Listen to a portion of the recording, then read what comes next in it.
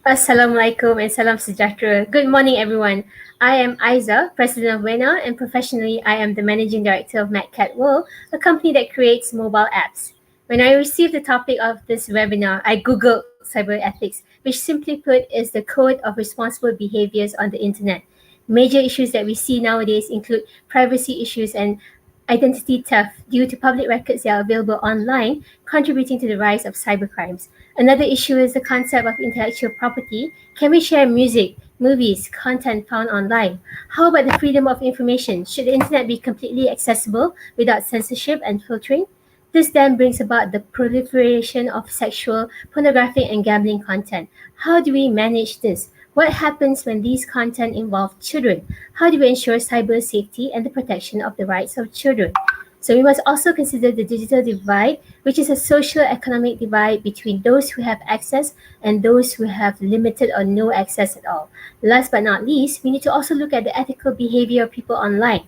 Hiding behind the keyboard has given birth to a whole generation of keyboard warriors, people who make abusive and aggressive posts on the internet, typically one who conceals their true identity, which then leads them to cyberbullying, depression, and even suicide.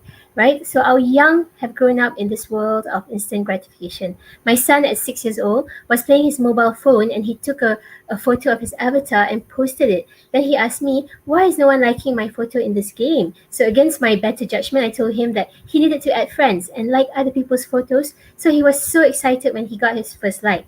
So I am thinking, is it safe? Are there predators inside this game? How do I teach him to be safe online?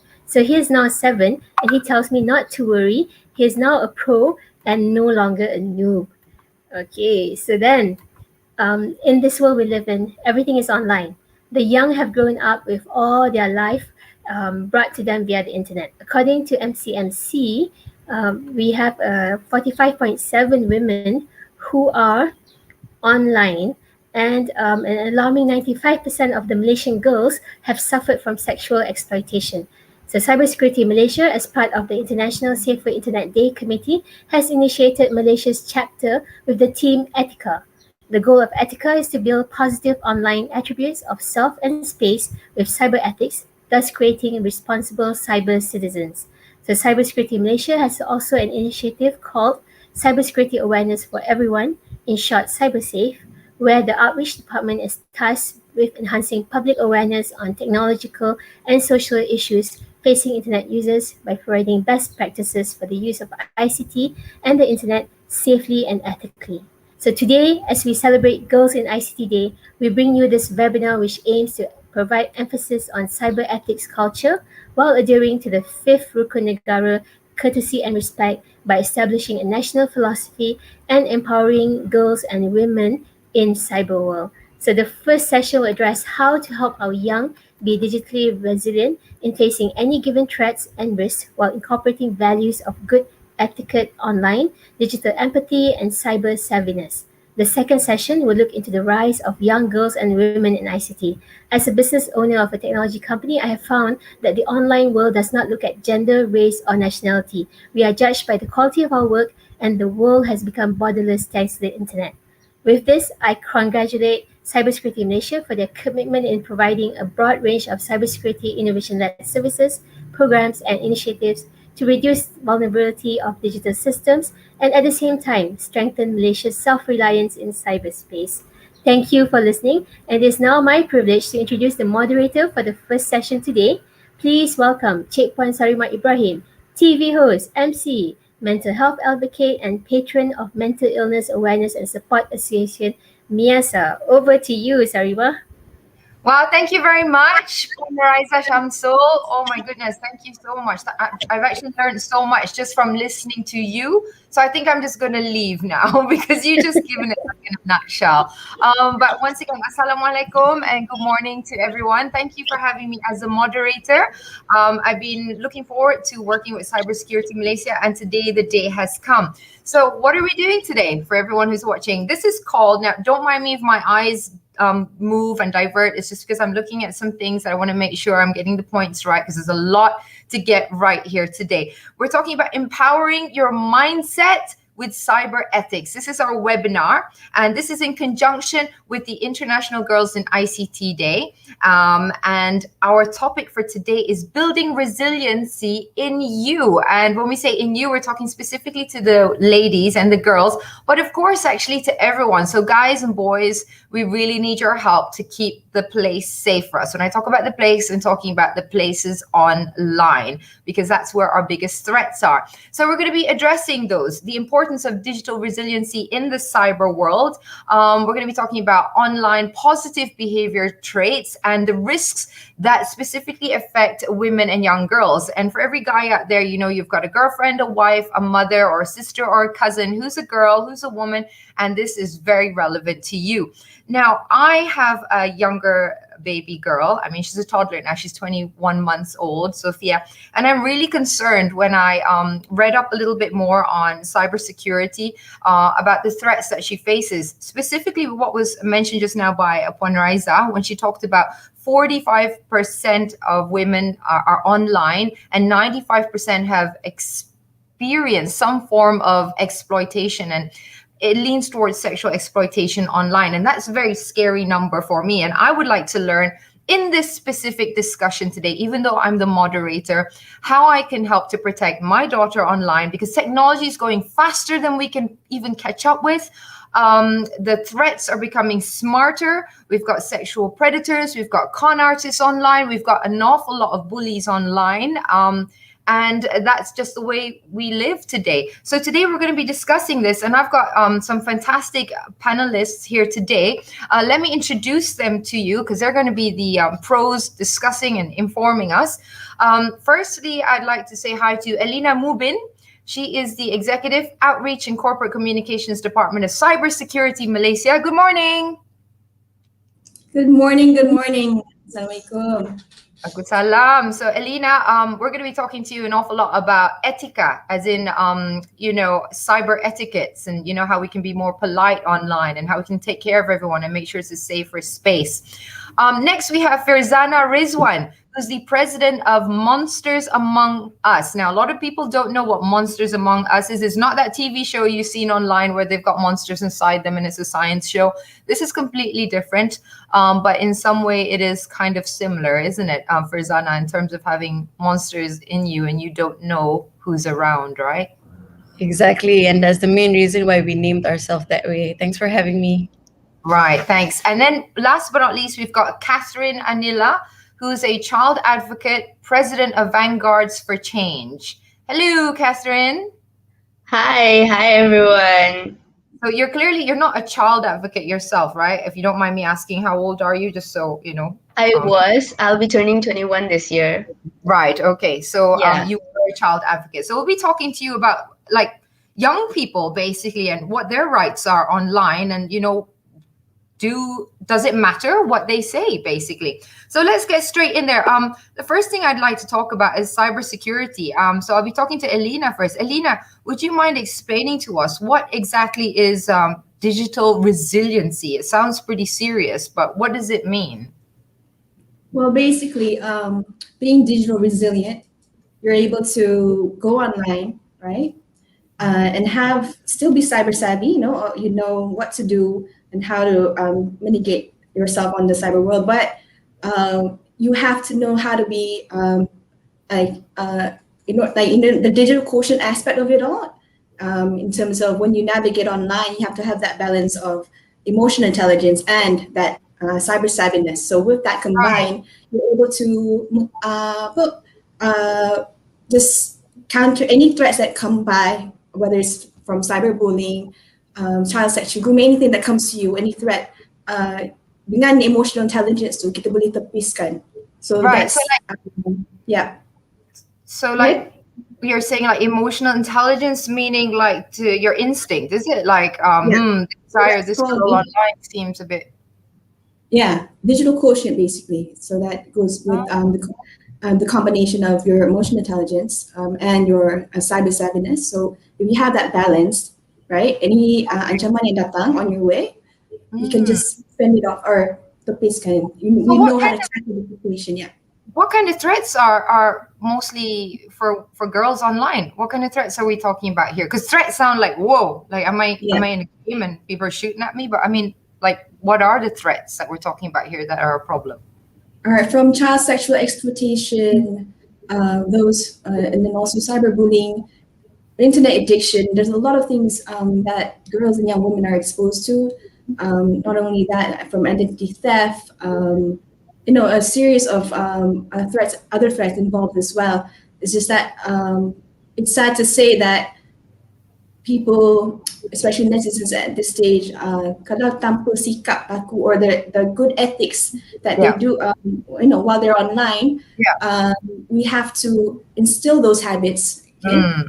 So that's one thing that we would like to resound in this webinar. Yes. Our show today. Okay, yeah, because it's what you said is very important, because some people, they are much in real life baik je, like nice, polite people, following a Rukun Negara down to the T, you could say, or it appears to be. But then bila online je macam ubah identity. Suddenly they become like different people, and it's quite scary. And I mean, I think it relates to mental health in some way, because sometimes people are suffering from mental health issues or conditions, and then tempat online lah tempat that they release everything, unfortunately, and take on other identities. It's like a form of escapism. Good. Okay, Elena, thanks for just introducing a little bit to us what the threats are and what cybersecurity is and trying to do. So Firzana, I'd like to ask you, Monster Among Us, why was it formed, and when was it formed exactly? So Monsters Among Us was formed and founded in 2017, and it was a youth-led initiative. We decided to organize a national scale symposium to address child sexual abuse at that point of time. So we were all like uni students wanting to make a change. So we decided to, organize events and campaigns to address child sexual abuse at that point of time. But right now we have been registered under the Registry of Societies, and it's been 4 years since we first started. Congrats. And so yeah, we are a mix of uni students and also young working professionals, and we come from diverse backgrounds, because we realize, to tackle child sexual abuse and child protection in general, you need all of the expertise that exists, in the system. You cannot be working in isolation. So the things that we focus on are awareness initiatives and campaigns, and only recently we started providing intervention services. So yeah, kiranya we handle cases that come in. We provide legal advice or any advice that families or survivors would require in order for them to take their case to the next level. Because so you're not just talking about online, then you're obviously like in the physical domain. Yes. We tackle both physical and online sexual crimes involving children. So our main focus memang for children protection lah. Wow. So and is there a contact that people can get hold of Monster Among Us? Are you a website, or where can people get hold of you if they're experiencing it right now? Well, obviously, since everyone is on social media, we can be easily contacted via Instagram, Twitter, and Facebook. But we also have our website, lapupredator.org, and that's where you can make reports on online sexual crimes. That I'm gonna be talking about that later. It's very interesting. But before I move on to Catherine, I just want to know, what's your objectives? What are you trying to do for the girls and young women of Malaysia? Because that's where we're coming from today. We want to see how to protect our girls, our buddies. Betul. We also acknowledge the fact that many of child rights issues, or basically issues pertaining to girls and young women in Malaysia, are often shadowed by bigger issues, right? So if we put, child rights and also economical concerns, obviously people want to talk about the economics. People want to talk about things that are bigger and So Monsters Among Us wants to create a platform where children, young people can gather and be champions of their own issues. Because when it comes to child sexual abuse, like 1 in 10 Malaysians have been sexually abused, and 95% of those survivors know who their predators are. So these people are not, people far away. They are the monsters among us. Among So us. that's all. Yeah, hence the name. If you don't mind me asking, like the people who work with Monster Among Us, are some of them survivors themselves? I mean, you would need to have some sort of insight into it, wouldn't you? Yes, I love that you pointed that out. Yes, definitely amongst us, we do have people with lived experience, Yeah. and it's always important to see things from their lens, from their optics, Yeah. and Yeah. Okay. All right. Thank you, Frizana. Catherine, good morning. Morning, everyone. Hi there, Catherine. Hi. You were a child advocate. Now you're a grown, young, beautiful woman advocate. Now I'm an advocate for children. Yes, that's right. President of Yes. Vanguards for Change. So tell us a bit about Vanguards for Change. It sounds so like pro, positive. Get going. You think it's pro? Do you want to know how we got the name? Oh God. Through Okay. a WhatsApp discussion. Wow. Okay.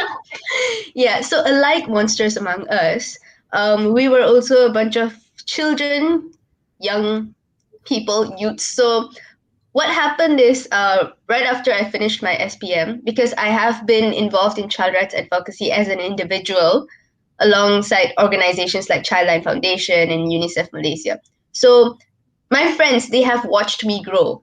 And so many of my friends were also interested to, make change like how I am trying to. So right after I finished SPM, I actually just posted an Insta story saying, "Hey, you guys, if you're interested in child rights advocacy, hit me up. Let's see what we can do together." Right. So just like what Frizana mentioned about Monsters Among Us, we are also just young people, children age ranging from 10 to up to 25, I guess, around this age group. So we just came together, and so it started off as a WhatsApp group actually, and we thought, okay, maybe we should name ourselves, and that's how Vanguards, the ones in the forefront for change. That's Yes. how we came up with that name, Wow, and yeah. So right now, what we have is we have senior child advocates, like those who grew with me, are with me, and we also have the child advocates. And we go by the motto of accompany to empower. So that is basically what we do. We accompany children and empower them to be child advocates themselves. And how do you do so- that? How does a child become a child advocate when you say you accompany them? So it has to start with awareness and education first. So what we do is we try to reach out to children from diverse backgrounds. From diverse backgrounds. It can be through the PPR flags, or it can be through refugee centers, Right. or through schools. So what we do is we reach out to these spaces and we have outreach sessions Okay. with the children. So we have workshops, interactive workshops with them, and we talk to them about their rights, about the Convention of the Rights of the Child. I We see. talk to Well, them. a lot of adults, like when I pointed at myself just because I'm like Mhm. so much older than you, we'd be like, what do children know about, their rights or the rights, and how can children make a Exactly, choice? they should know. They should know, right? Because they will be us in the future. I'll get back to you, Catherine, because there's so much to talk about, but I just want to go back to Elena again and make sure that, we find out a little bit more about cyber etiquette. So Elena, what is the role that you guys are taking in trying to build digital resiliency for girls and young women in Malaysia? What exactly is cybersecurity doing about this? Okay, first off, Cybersecurity Malaysia is the National Cybersecurity Specialist. Okay, it's a technical agency under the purview of Ministry of Communications and Multimedia Malaysia. So aside from that, Cybersecurity Malaysia's role is critical in playing, educating the public, in particular internet users, to be wary of various cyber threats online. And so under that, cyber safe programs has been created. So that means cybersecurity awareness for everyone. We have various programs ranging from the outreach side, and with that, we play that role in terms of awareness and education from the public sector to the private sector, from the sekolah rendah, all the way up to the tertiary levels. So one of the things that we've initiated was the Cyber Safer Internet Day. So that was celebrated. Yeah, that was Okay. celebrated in February. So it's every second of the month. So we play the role pioneered the Malaysian chapter. Then we created this campaign called Safer Etika. Internet Day. Okay, so is it like a 1 day a week or a 1 day a month or? Yeah, it's celebrated on the 2nd of February, usually second week, every second month. Okay. So, yeah. All right. So tell me, like, when you say that you're doing all the outreach programs and there's different things that you do in skolas and stuff. So what do you do in the skolas? I mean, how do you make sure that the girls know what's going on online, and your average, like Malaysian child, how does she recognize, like, someone online who's catfishing? How would she know that her buddy, the girl that's pretending online is not actually a girl, it's actually a guy who wants her to send her photos and then wants to use the photo to threaten her and meet up with her somewhere? Because we hear of cases like this all the time. So, how can we help our girls be more savvy and like recognize, because you can't exactly, suddenly like be suspicious of everyone online. So how do you differentiate? Okay. Through our cyber talks, we talk about various topics ranging from cyber stalking, cyberbullying, child sexual grooming, and also on the part of awareness for parents to be mindful is talks such as cyber parenting. So with that, we educate them in terms of not just understanding the threat, but also how to best practices online. Yeah. So with that, like one of the things that we can notice that once the threat that comes by, but the netizens tahulah dengan sikap-sikap positive attitudes, positive attributes online, to not just dalam segi outside the context of luar, the physical self, but transcending all those moral values onto the digital platform as well. So just like with the Rukun Negara, the fifth element, which is courtesy and morality, we want to understand that when we take that pledge every morning in schools, kan, kita nak menjiwai, take that in ourselves and transcend it onto the online platform using those same values. We can do that. I mean, we can try to do that. We can follow our Rukun Negara, our fifth philosophy, but how do we, face others who don't? That's what we're talking about today. And how can we, we can do the best we can, and be polite and have that etiquette online and be respectful of others and know that, everybody has the right to be respected online, right? And that's why you have Etika. Tell us a little bit about Etika. What does this stand for in terms of cybersecurity, besides just related to our Rukun Negara? Okay, so Etika stands for being wary of yourself in space. So with that, the morals that we've been taught, like dengan apa-apa yang mak bapak kita ajari kita and stuff, So with those moral values, we want to use the same things, and that's our digital identity as well. So what we do online, what we practice, say, and how to fend off these threats.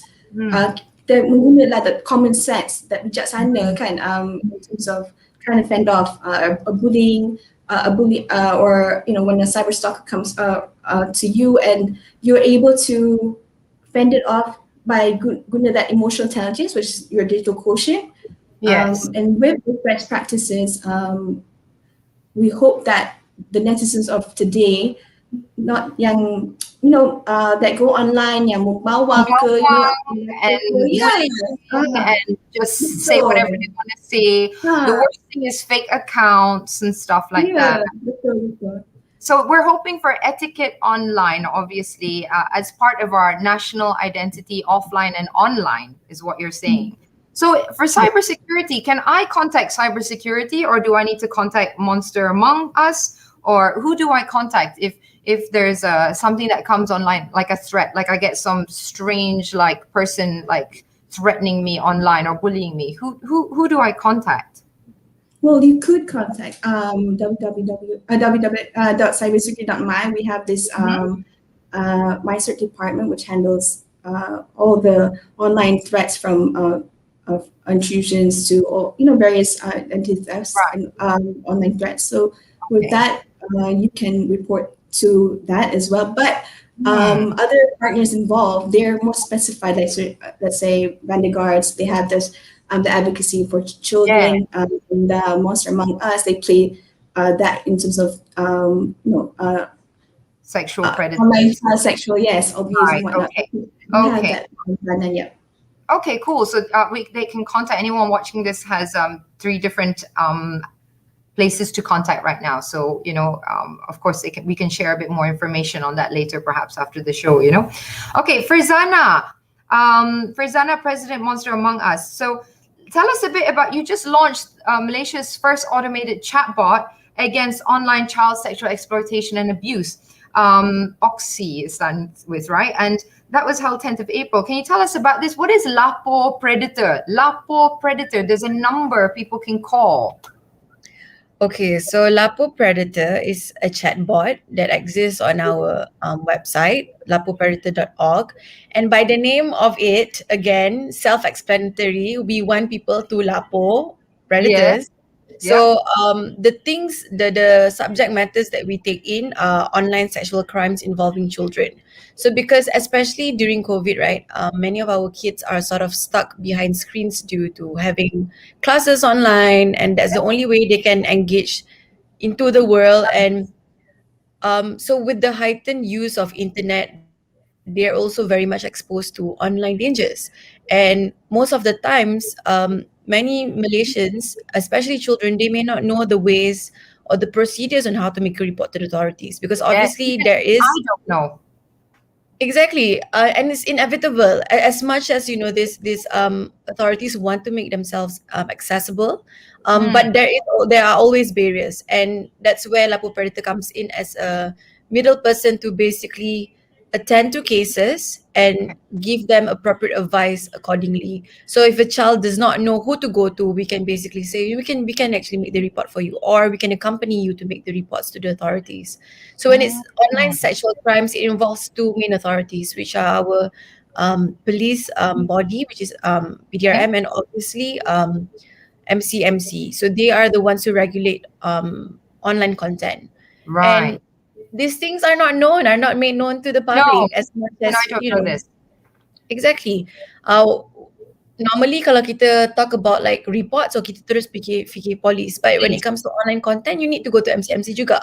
So that's the main reason why Lapu Predator wants to exist, so that we can be the assisting partner for kids. So if something comes on, like, let's say I have a daughter, like she's not online yet, she's just playing with games and she's not connected to the internet. But obviously with, like you mentioned, sekarang ni everything's online, digital, sekolah pun like implementing like online, which scares me because number one, the screen time memang dah terlebih. So they're like, they're just exposed so much. It's just unfortunate, but that's the way it is. And secondly, like you mentioned, the threats are coming in. So if I have a little girl and or a teenage girl, what should she do if she sees? Should she screenshot it and then call Cyber 999, or what does she do? Does she need to keep the evidence, or can you guys like gather the evidence for her? How does it work? Okay, thank you for asking that, because that's actually very important. Obviously, we have many services out there that are similar to what Lapu Predator can provide. We have Cyber 999. We also have like Talian Kasih to make phone calls. But essentially, if someone does want to use Lapu Predator, right? So because we do have our pool of audiences, so our targets are these people. So if you do encounter, any suspicious activity online which involves sexual elements and also involving a child as the victim,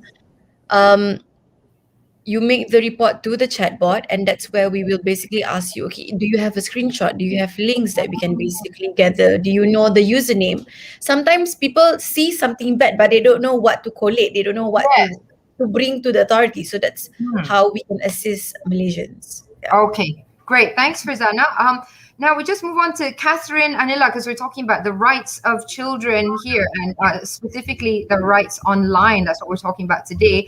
We're talking about etiquettes, obviously, with Elina, and following our Rukun Negara and having respect and having moral decency online. And that's something we hope for everyone to have, but unfortunately not everyone has. And I just want to bring up the subject of parents, because how do I say this without offending some parents out there? No one's perfect, right? Parent or not parent.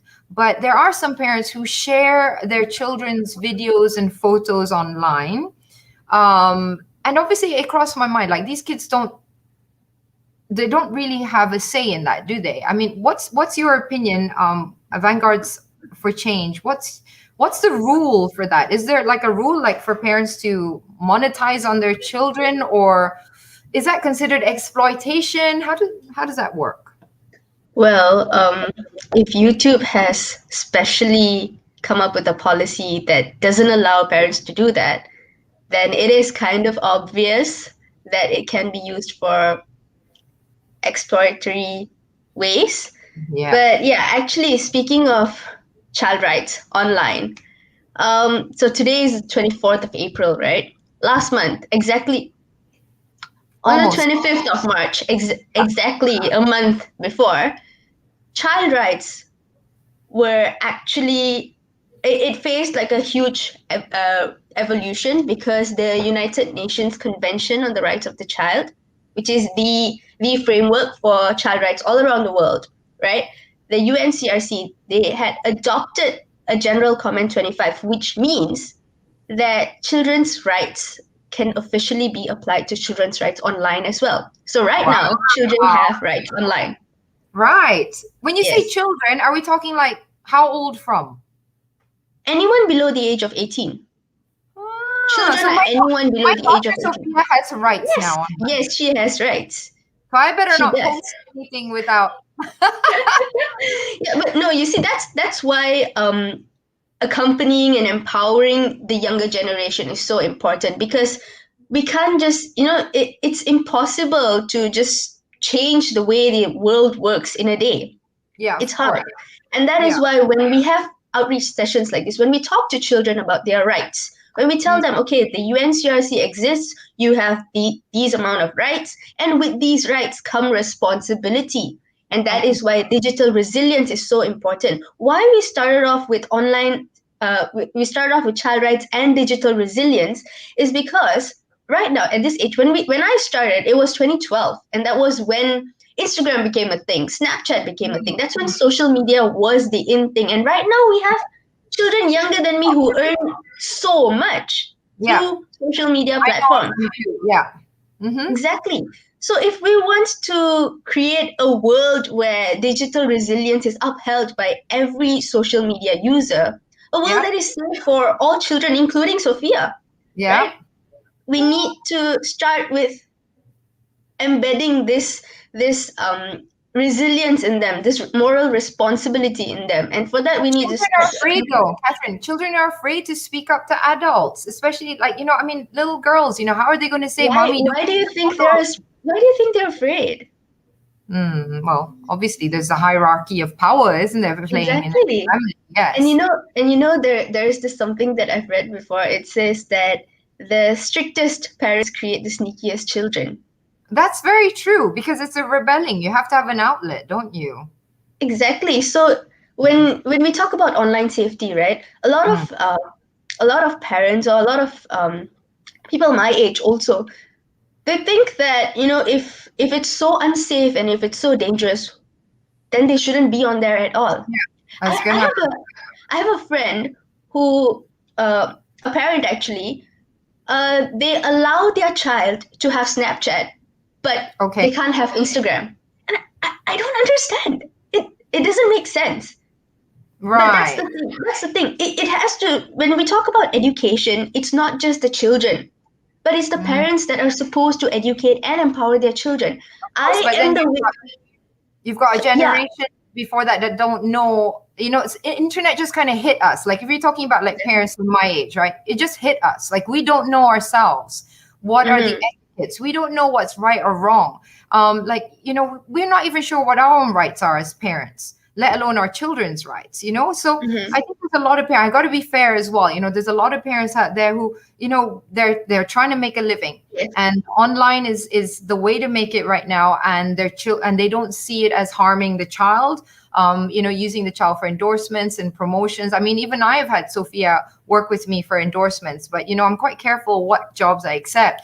But I mean, the thing is, we were hit with this so fast. I mean, 2012, 2013, it was just bam, Snapchat. Now you got to do this. And we looked at other countries, which may, which I'm going to ask Elena, not have the same, how do I say, obviously not the same Rukun Negara, but they don't have the same moral,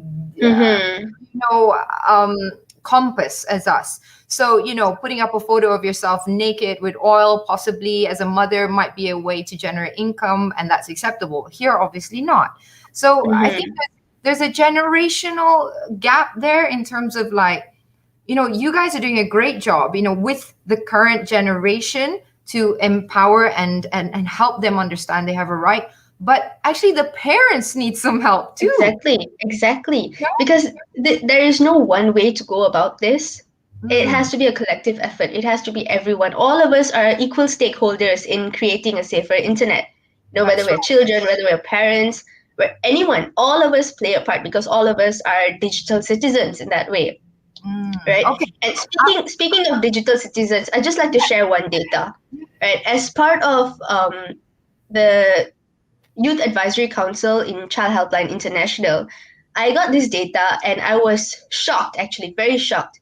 Just a survey among youths, I think children and youths up till age 25, right? Over the last 1 year, 1 in 5 have attempted or had thoughts to attempt suicide.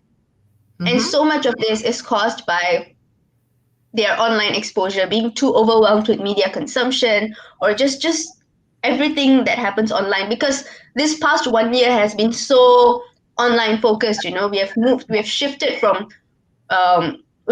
to online learning, online working. So when we talk about online safety, it's not just being safe online, but also being safe inside. You need to, and that's where mental health comes in as well. I just like to share that. Yeah, that is definitely something like in several of the talks, because I'm the patron of Miasa, and we regularly do chats and talks online about the risks that are faced due to the online threats. So that's why I'm gonna go back to Elena, because you're with Cybersecurity Malaysia, and today we're talking about how to keep our girls and women safe and how to build digital resiliency within them. And obviously, to have that resiliency, we need to figure out ways to combat the threats. Talking about mental health a little bit, like was mentioned by Catherine, everything's moved online. Even businesses for young girls, has moved online. So there's a lot of girls that are setting up businesses and profiles of themselves, and they don't even know, if they're doing something that might be inviting a threat to themselves. There's a lot of people out there with mental health issues that don't know where to direct those mental health issues. So they go online, Elena, and you could say membawang, or lash out and bully others because they're feeling that resentment themselves in their own real lives, especially now with no work, no money, feeling claustrophobic, anxiety is increased. And as Catherine mentioned, unfortunately, there's a rise in cases online with suicide with regards to that. That also is due to copycat. There's also a lot of copycatting happening online. So what are we doing? What Cybersecurity Malaysia doing to keep our girls safe with regards to, you're trying to implement more ethics? And is it doable, Elena? Can we do it? Because a lot of people are facing a lot of mental health conditions. How are you going to fight the surplus of problems out there, for people to be able to have etiquette online? They have nowhere to release orang kata except for online. Okay, so Cybersecurity Malaysia, we've devised a module called Mendidik Anak-anak Digital, or there's a book that's out right now, which can be purchased on www.cybersecurity.my. From that, there's also another a guideline, parenting guideline, with various topics ranging from mental health, internet addiction, how to manage your screen time, self-regulation tips on cyberbullying, all the way up to child sexual grooming. One of the things that parents have to be mindful of, when when basically you are a digital parent or you are a web-wise parent, you do have these five main pillars that we created this one campaign about 2 years ago called what was it called? Apa? Five parental pillars. So Right. it's one of the things that we have to do is one, be proactive, create a safe online environment for your children. So by just being simply like being open, being able to communicate with your child or your teenage daughter, and to be immersed with that, knowing what they do online. So we as parents must be proactive, and must choose our be in the right mindset to understand their digital habits as well. And at the same time, we as parents have to monitor our own digital habits, our behavior Right. online. The second thing is to educate, not just be cyber savvy, but also know your child's features on your device, what they do, and if what they like tu tak apa layan, tapi kita kena juga control the screen time, but regulate. Tahulah. Pantau a Yeah. bit more. Okay. Betul, betul.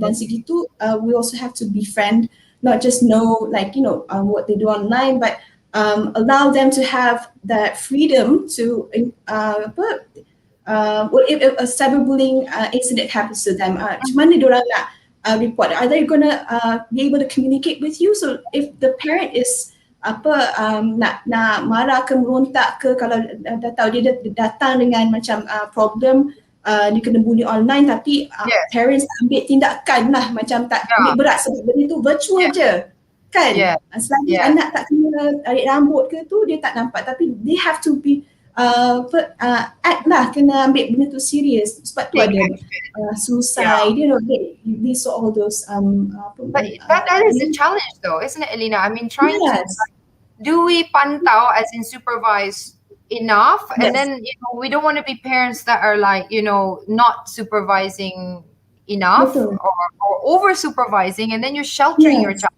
and your child has no exposure, and then they don't know what's out there in the world. Good. Betul. So that cybersecurity is emphasizing on etiquettes online and going into the schools and trying to help kids. What I'm more concerned about is the adults. I mean, the kids already have intuition, they understand, but it's what's happening out there. There's a question that just came in. Somebody asked for Monsters Among Us, who actually handles the cases from Lapu predator report. So if somebody sees something like sexual harassment online, and then they call, who actually handles it, and are they trained? That's the question. So Firzana, can you answer that question? It just popped in.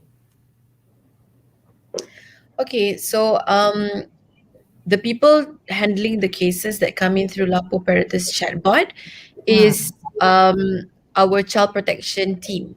So we have 7 to 8 child protection officers who have been trained in case management, child protection policies, understanding sexual abuse crimes online, and these are the ones who will be sort of like becoming the persons who manage the cases. And in a way, we will also provide the pathways or the options that a reporter has. So you can either go to the police, or this is what you can do like individually. So we do have a trained and specific team to handle these cases, and it is assured that if you make a report, your cases will not be spread out or disclosed to other people other than those who handle the reports. Because that's definitely a concern, confidentiality.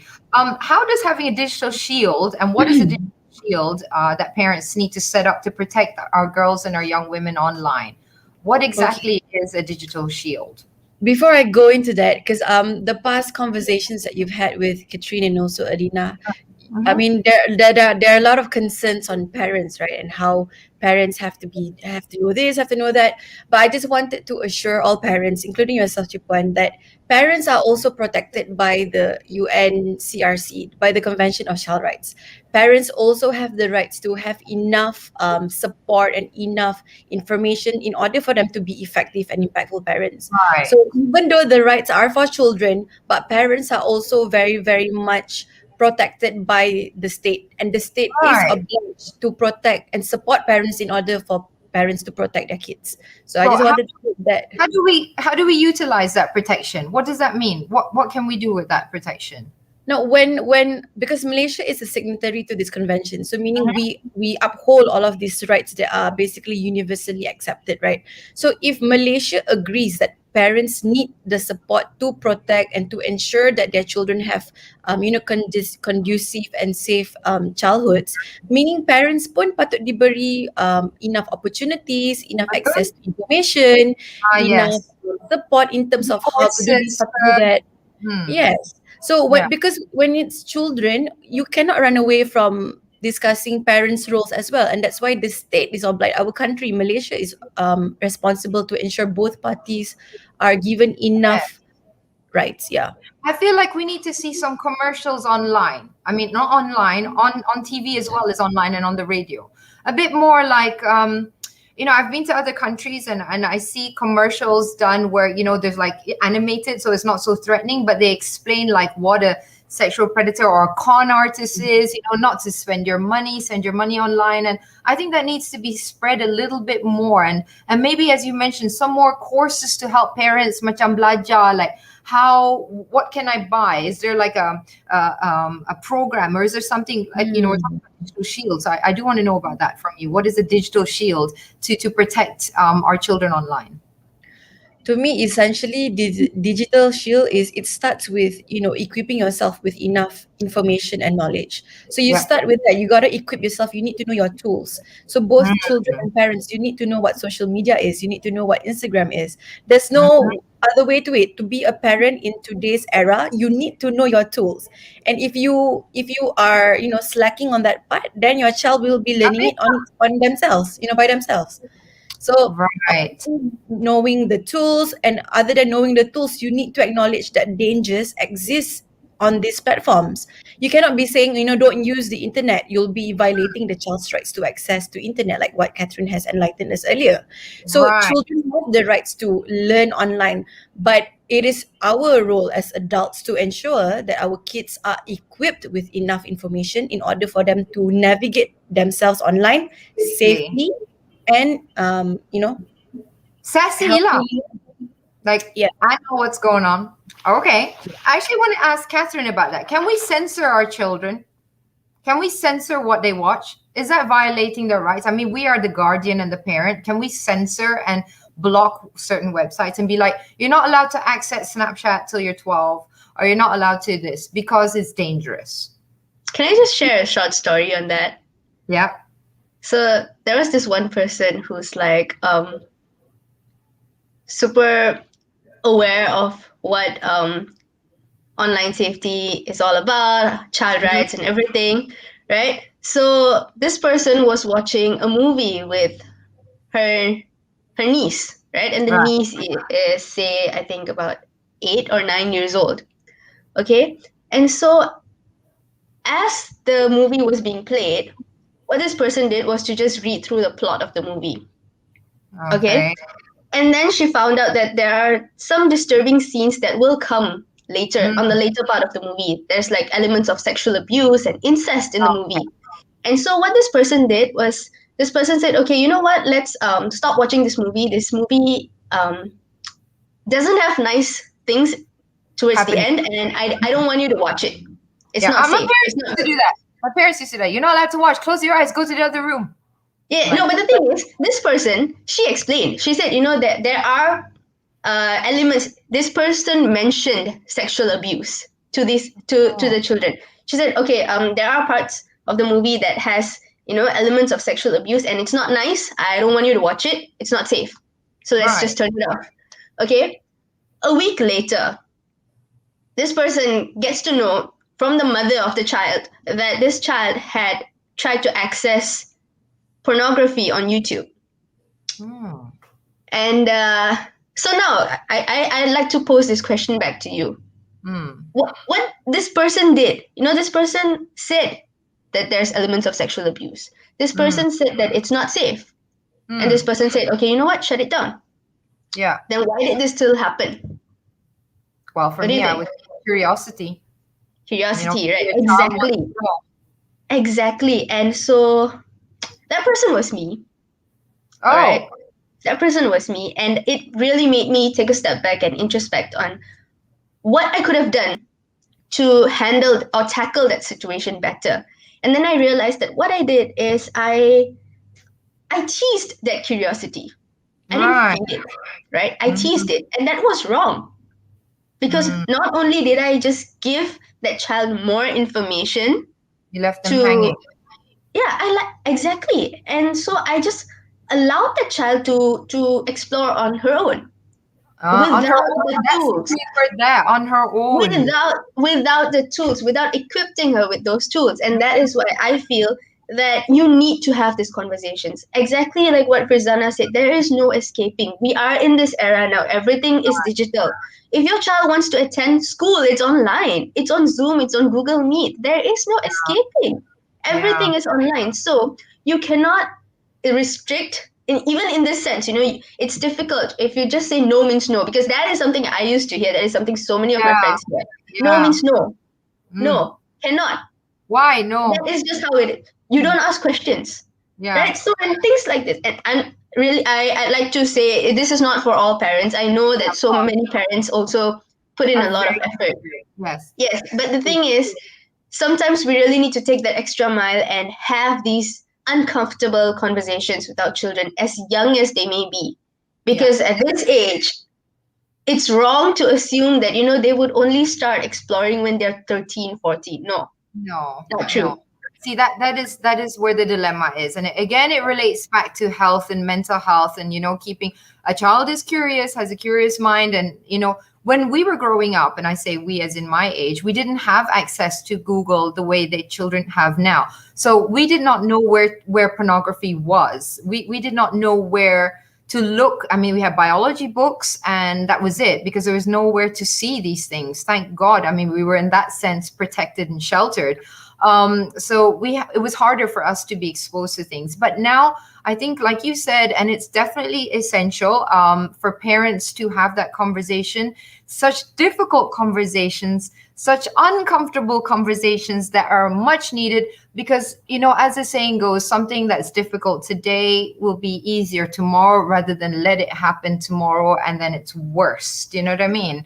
Like, we don't want something to happen because we weren't able to sit in a bit of difficulty today, and we're going to be facing our child looking at pornography, or worse still, being a victim of a predator online, because we didn't explain the basics to them. Exactly. And that is why this process of accompanying to empower, it is a process. It is not just one event of, sitting you down and talking about the birds and the bees and then it's done. No, it is not an event. It is a process, a continuous process of talking to the children about what the dangers of the online world is, and what the opportunities of the online world are, and how you can leverage on that.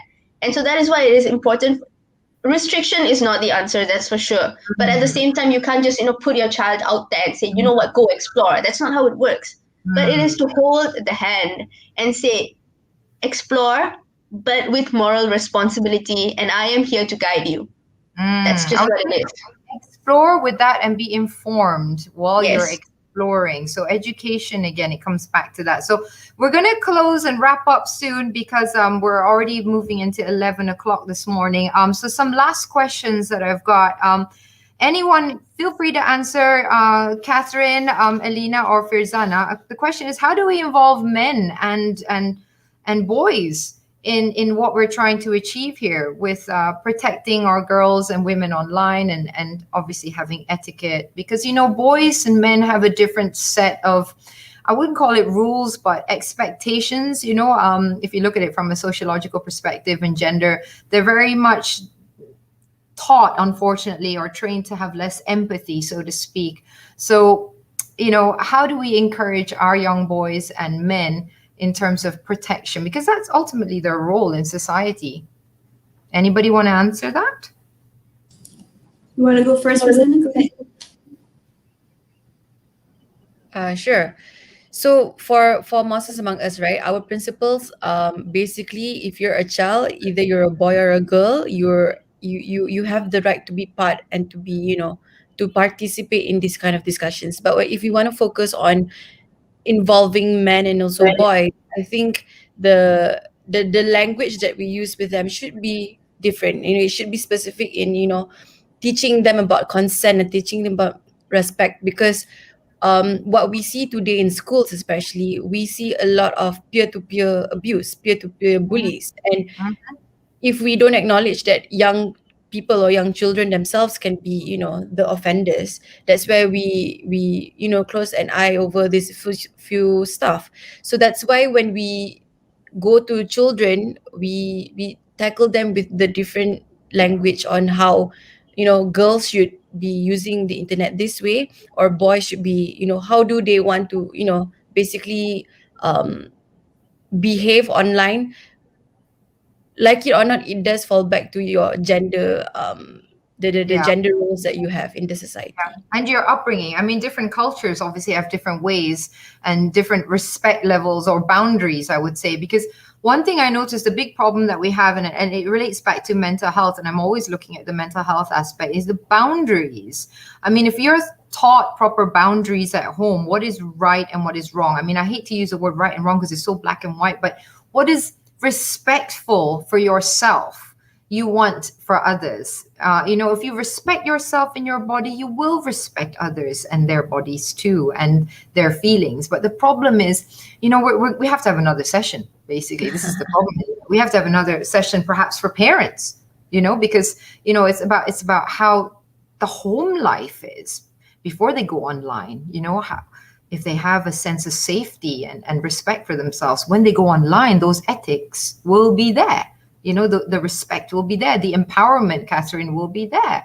And same for the boys or any of the predators. And I hate gender defining, like, predators, boys, men. No, not necessarily. I've read so many cases where the predators are also female, equally it is of a concern.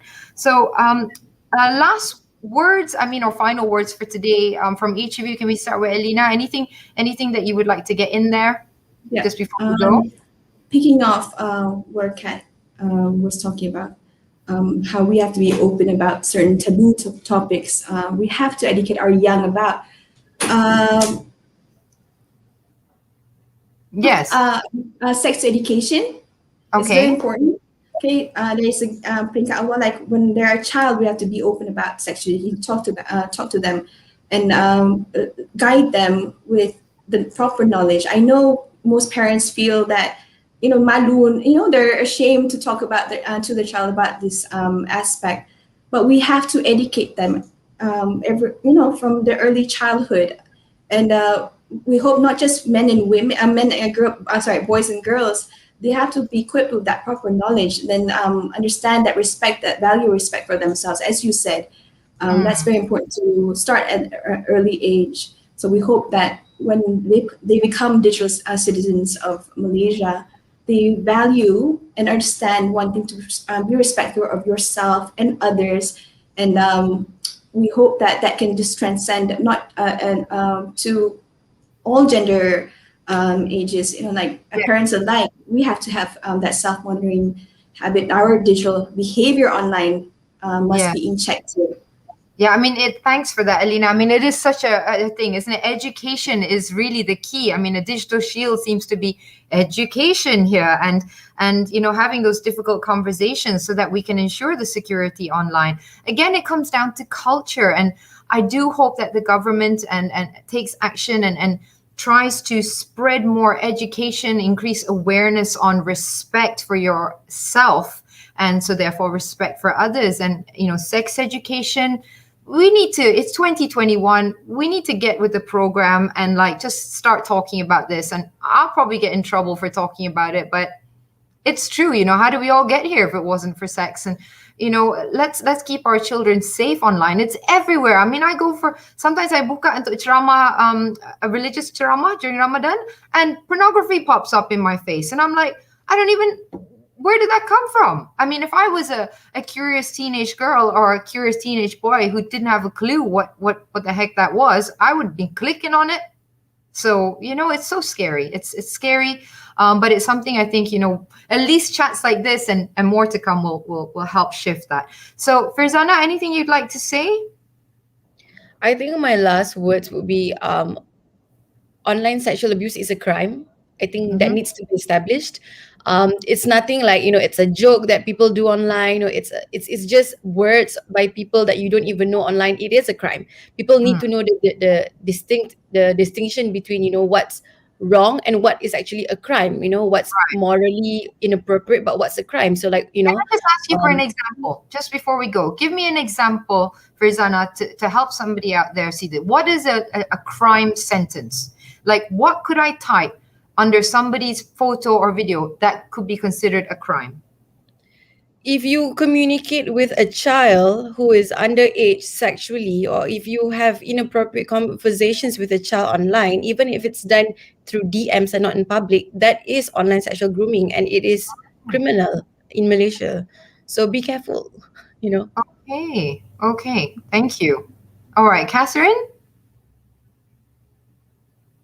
Yeah, the internet has no gender. That's something I just want to put out there. The only thing that establishes your gender or your sex online is when you tick that box which says male, female, other. That's just it, right? So I can be a female and I can just go online being a male. And guess what? Gender roles do not define anything online. So when we're talking about gender roles and culture and everything, I actually did gender studies during my first semester of sociology, and so I get that it is a super complex spider web. Everything is a factor, everything is involved one way or another, and that's difficult. But we need to make a step. We need to make a change somewhere, somehow. And that is why exactly, Japon, what you mentioned, the core values that a person holds, and that stems from family, the respect, the boundaries, these start at home. These start when you're a child, when you're young, it starts at the age of 2, when you know what you're supposed to do. When you take a toy and, for example, you have a sibling, a toddler, say we're talking about toddlers here. Boundaries starts then. When it comes to when you talk about toys, when you talk about food, that is when boundaries come. That is when respect comes, and that is taught at that young age, regardless of whether it's a baby boy or a baby girl. So honestly, I understand where Farzana is coming from, but these crimes, it encompasses gender, it encompasses race, culture, everything. Right? Every culture has sexual abuse crimes. Every culture. Exactly. And show me one place that it doesn't. Where there are humans, there's always some sort of boundary stepping. So the most that we can do right now, as all of us here who champion child rights, all of us here who champion online safety, right? It is to start with respect. It is to start with boundaries, and it is to start with accompanying to empower each other to be, digitally resilient and also morally resilient. Okay, thank you, Catherine. Thank you to everyone. On just a closing note for me, relating back to what Catherine, Farzana, and Alina actually said, and myself with my experience with mental health education. Children are curious, and they are, I would consider, like a blank slate, but not quite a blank slate, because there are studies that show that in utero, the child still learns, and memories are still formed from within when we are in our mothers still. So if the mother has respect for herself and respect for others, I believe it will translate even from before 2 years of age. There are some studies that show a lot of cases, whether it's violence or sexual abuse, that it is related back to the boundaries that are set at home and the respect that is taught at home. What you show your children is okay and allowable is what they grow up to believe is okay and allowable for themselves and for others. So the education and the boundary setting has to be there. But as a culture, I believe we need to tweak a little bit of our ways of being. I'm just going to say this, the next time you want to tickle your child until they, lose control of their bowels sometimes, or they cry, just think about what kind of boundaries you're setting for them. The next time, you let your child run around without a nappy, or, not with their clothes on, and you laugh at their, the way they are naked, we've got to think about those kind of things, because this isn't the reason I'm bringing up. It's teaching respect and boundaries, and that's translating online for us as a society, because photos are shared, comments are thrown, because we don't know what our boundaries as a society. So I would like to close today with saying thanks to everyone for this wonderful, very informative, eye-opening session. Thank you, Alina. Thank you, Farzana. Thank you, Catherine. And we hope for good cyber etiquette, for boundary teaching, cyber parenting, for more education, so that we can all build a stronger digital shield for ourselves. So have a great day, and thanks very much. Take care, everyone. Be safe. Thank you. Bye.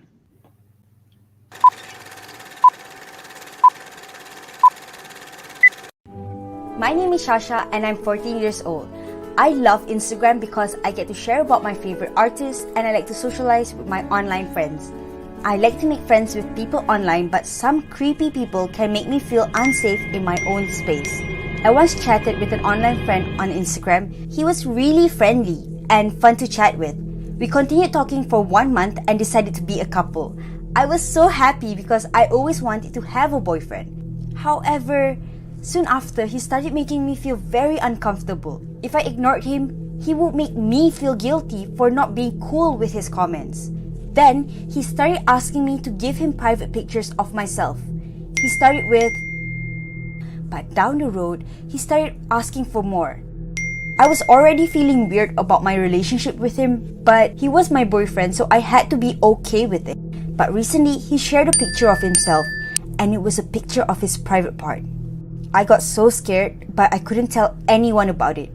I didn't know what to do about it, and I felt so trapped. How do I even report this to the police? I'm only 14 years old. If you are like Shasha or know someone experiencing the same situation, we have the solution for you. Lapu Predator is here for you. This is Malaysia's first automated chatbot as a reporting platform for online child sexual exploitation and abuse. Once you log onto www.lapupredator.org, there are all these infographics and information regarding child sexual abuse, and at the bottom right there is the chatbot icon. So this is how the reporting process is done. Step 1. You report on the chatbot. This is where you can report on any suspicious activity online. You are allowed to report anonymously, but if you're comfortable, you can report with your identity. The chatbot will also request for you to share screenshots and links as evidence. Step 2 is where our child protection officers will start filtering the reports. Trained child protection officers will retrieve the reports on a weekly basis, assessing its weight, and will offer additional support to reporters if necessary. Lastly, Step 3 is channeling reports to the authorities. Once our team ascertains the weight of the report, our child protection officers will channel it to relevant authorities like MCMC or PDRM for further action. Lapu Predator is a channel for your reports to be heard. It's already 2021, and Malaysia scored 0 out of 100 for internet protection among children. We have to break that 0 and take a stand against online child sexual exploitation and abuse for the safety of our children. Remember, kids, never be bullied into silence, and never allow yourself to become a victim.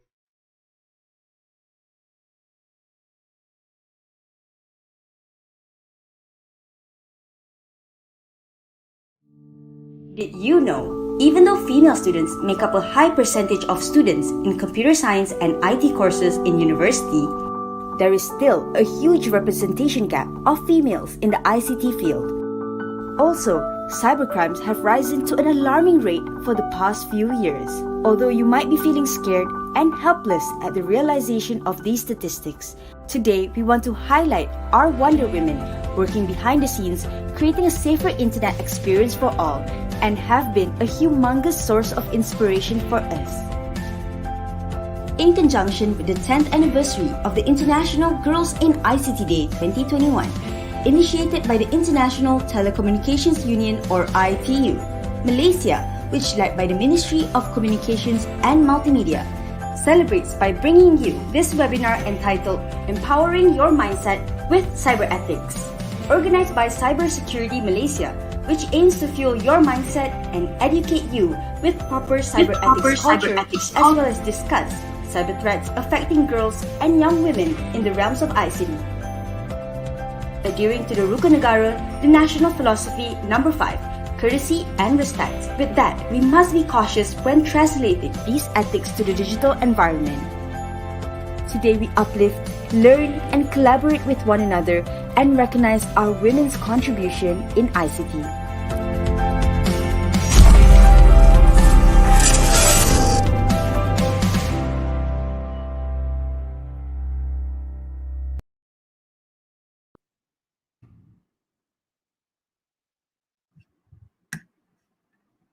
Assalamualaikum. Very good morning, everyone. Hope you all are having an amazing Saturday morning. I'm very honored to be here virtually speaking with all of you. Thank you so much, Cybersecurity Malaysia, for giving me the opportunity to produce the video montage that you just watched. Today marks a very important day for all of us. I believe we are all here with the same goal and aspiration, which is to celebrate our women in ICT for its 10th year anniversary. And here in Malaysia, we're doing things a little bit different and unique. Since its 10-year anniversary, we are having the celebration for a 10-day span with collaborations by various agencies and corporate companies in having discussions about achievements of women and girls in this field, as well as the challenges that we face in this field, because I don't think that is addressed enough. And not a lot of people know this, but what kickstarted my journey in this field was entering a video competition under CyberSafe, an initiative under Cybersecurity Malaysia. And one thing led to the other, and now I am a freelance videographer, video editor, aside from being a full-time student, studying new media where we study animation, website design, as well as game development. I consider myself extremely lucky to have discovered my passion in the ICT field, as specifically videography during my schooling days. And when I first started out, I thought this was just a hobby because I was scared and also a bit insecure with my skills and abilities because I did not use fancy softwares like Adobe, and I didn't know all the softwares to do animations like Maya and Unreal Engine. And soon enough, I realized any software can be learned if we have the right mindset and endless curiosity and the willpower to never give up. Right now, in my studies, I'm also coding websites, game shortcuts, as well as animations, and I must say that it's been an incredible experience, and it turns out coding is not as hard as I thought it was. A fun fact I just want to share, and I think it can be very inspirational for you girls out there. The world's first programmer was in fact a female. Her name was Ada Lovelace, and she was a very young mathematician in the 1800s. And if you are a moviegoer like me, you might be familiar with the title Hidden Figures. In this movie, it addresses the contributions of the ENIAC women. So this ENIAC women, there are a group of 6 outstanding women who were the minds behind the programming of the ENIAC, the world's first modern computer. And if you go to Google and you search up the ENIAC women, you'll find like this huge machine, and there's so many buttons and so many cables. And then there's these girls in front of the machine trying to fix the bug. And a lot of people thought that these ENIAC women were actually models and they were standing in front of the machine for advertising purposes. But actually, they were the coders who fixed the bugs and got the machine to run. And I think that's just incredible. And in these modern times, it's a huge contrast to see how programming was initially a female's job, and now when we see the field now, it's male dominated. And sometimes I even question myself, is this the right field for me? Because I never saw representation of females out there. I never knew or heard of a female game designer or game animator, app developer, or programmer. And that was until I went into university. And through my journey, it has been a long and windy road intertwined with other girls who also share my interest in this field. And meeting with these amazing women and girls has made me incredibly proud and empowered, seeing their involvement and how they utilize technology for the betterment of themselves, and they innovate things that can change our livelihoods for the better. I believe that in the near future, learning to code will be as necessary as it is to write and read. So girls, the resources are there if you want them. I encourage you to learn as much as you can and explore your interests. Don't be afraid of complex softwares or don't be afraid to code, because I am a normal girl like you and I am living proof that if I can, so can you. In this day and age, social media plays a humongous role in our lives. Every one of us has at least one social media account, either it's Instagram, Twitter, TikTok, or YouTube, or all of the above. And being a digital citizen, it comes with a humongous responsibility. I feel like nowadays there's so much hate and so much negativity being circulated through social media. When we see something we disagree with online, do we pull out the keyboard and become a keyboard warrior? Or do we scroll on because we have nothing nice to say?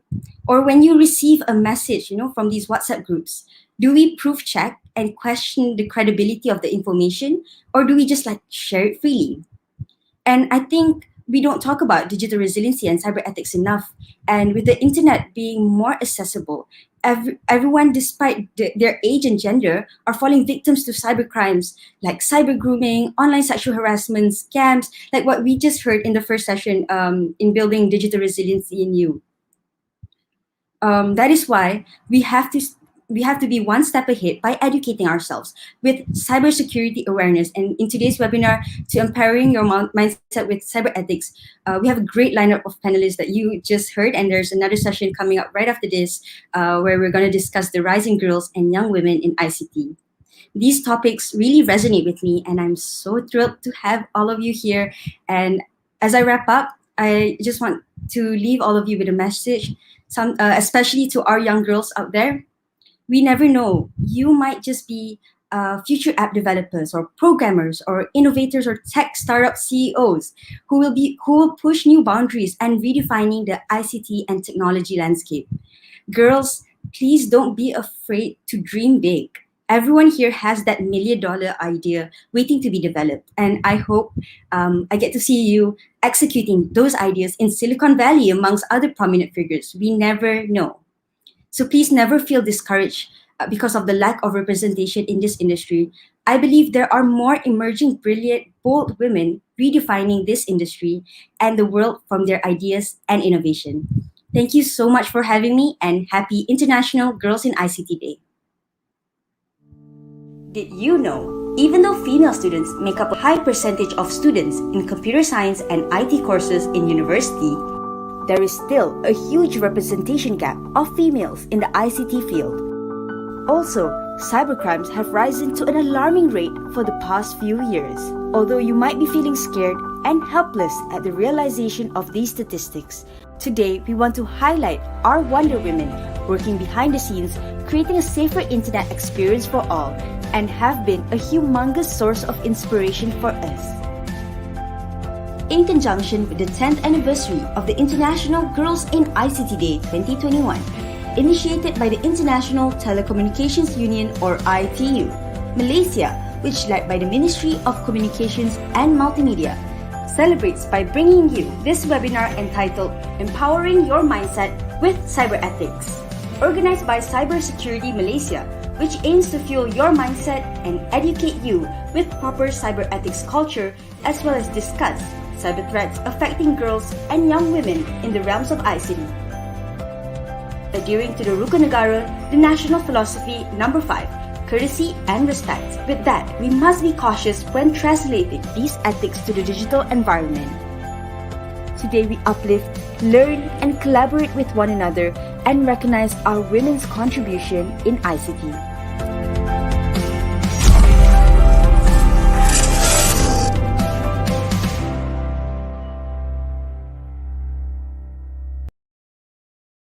Kawan yang kenalkan kami. Masa mula-mula kenal tu, bila nak spend time, mesti lepak ramai-ramai. Tapi, bila dah berani sikit, mula keluar 2 orang. Bila dah mula suka tu, hari-hari mesej. Makan, minum, tidur, semua nak update. Saya tengok ramai kawan-kawan saya yang buat macam tu. Jadi, saya ingat benda tu benda biasa. Saya pun okey lah. Jadi saya send je gambar. hari-hari mesti saya gambar. Ada sekali tu saya pergi sekolah. Saya tengok budak lelaki semua pandang saya semacam, patutlah dia share gambar tu dengan orang lain. Time tu saya rasa saya ni bodoh sangat. Bila saya minta break, dia ugut. Dia kata nak hantar gambar tu kat page sekolah. Dia nak hantar gambar tu dekat mak ayah saya. Saya rasa stres sangat-sangat time tu. Sampai hari-hari saya fikir nak bunuh diri. Sekarang ni gambar-gambar saya ada kat dia. Jadi saya tak boleh nak lari daripada dia. Saya tak tahu nak buat apa. Saya benci budak tu. Saya benci sekolah. Saya rasa malu sangat. Saya betul-betul menyesal.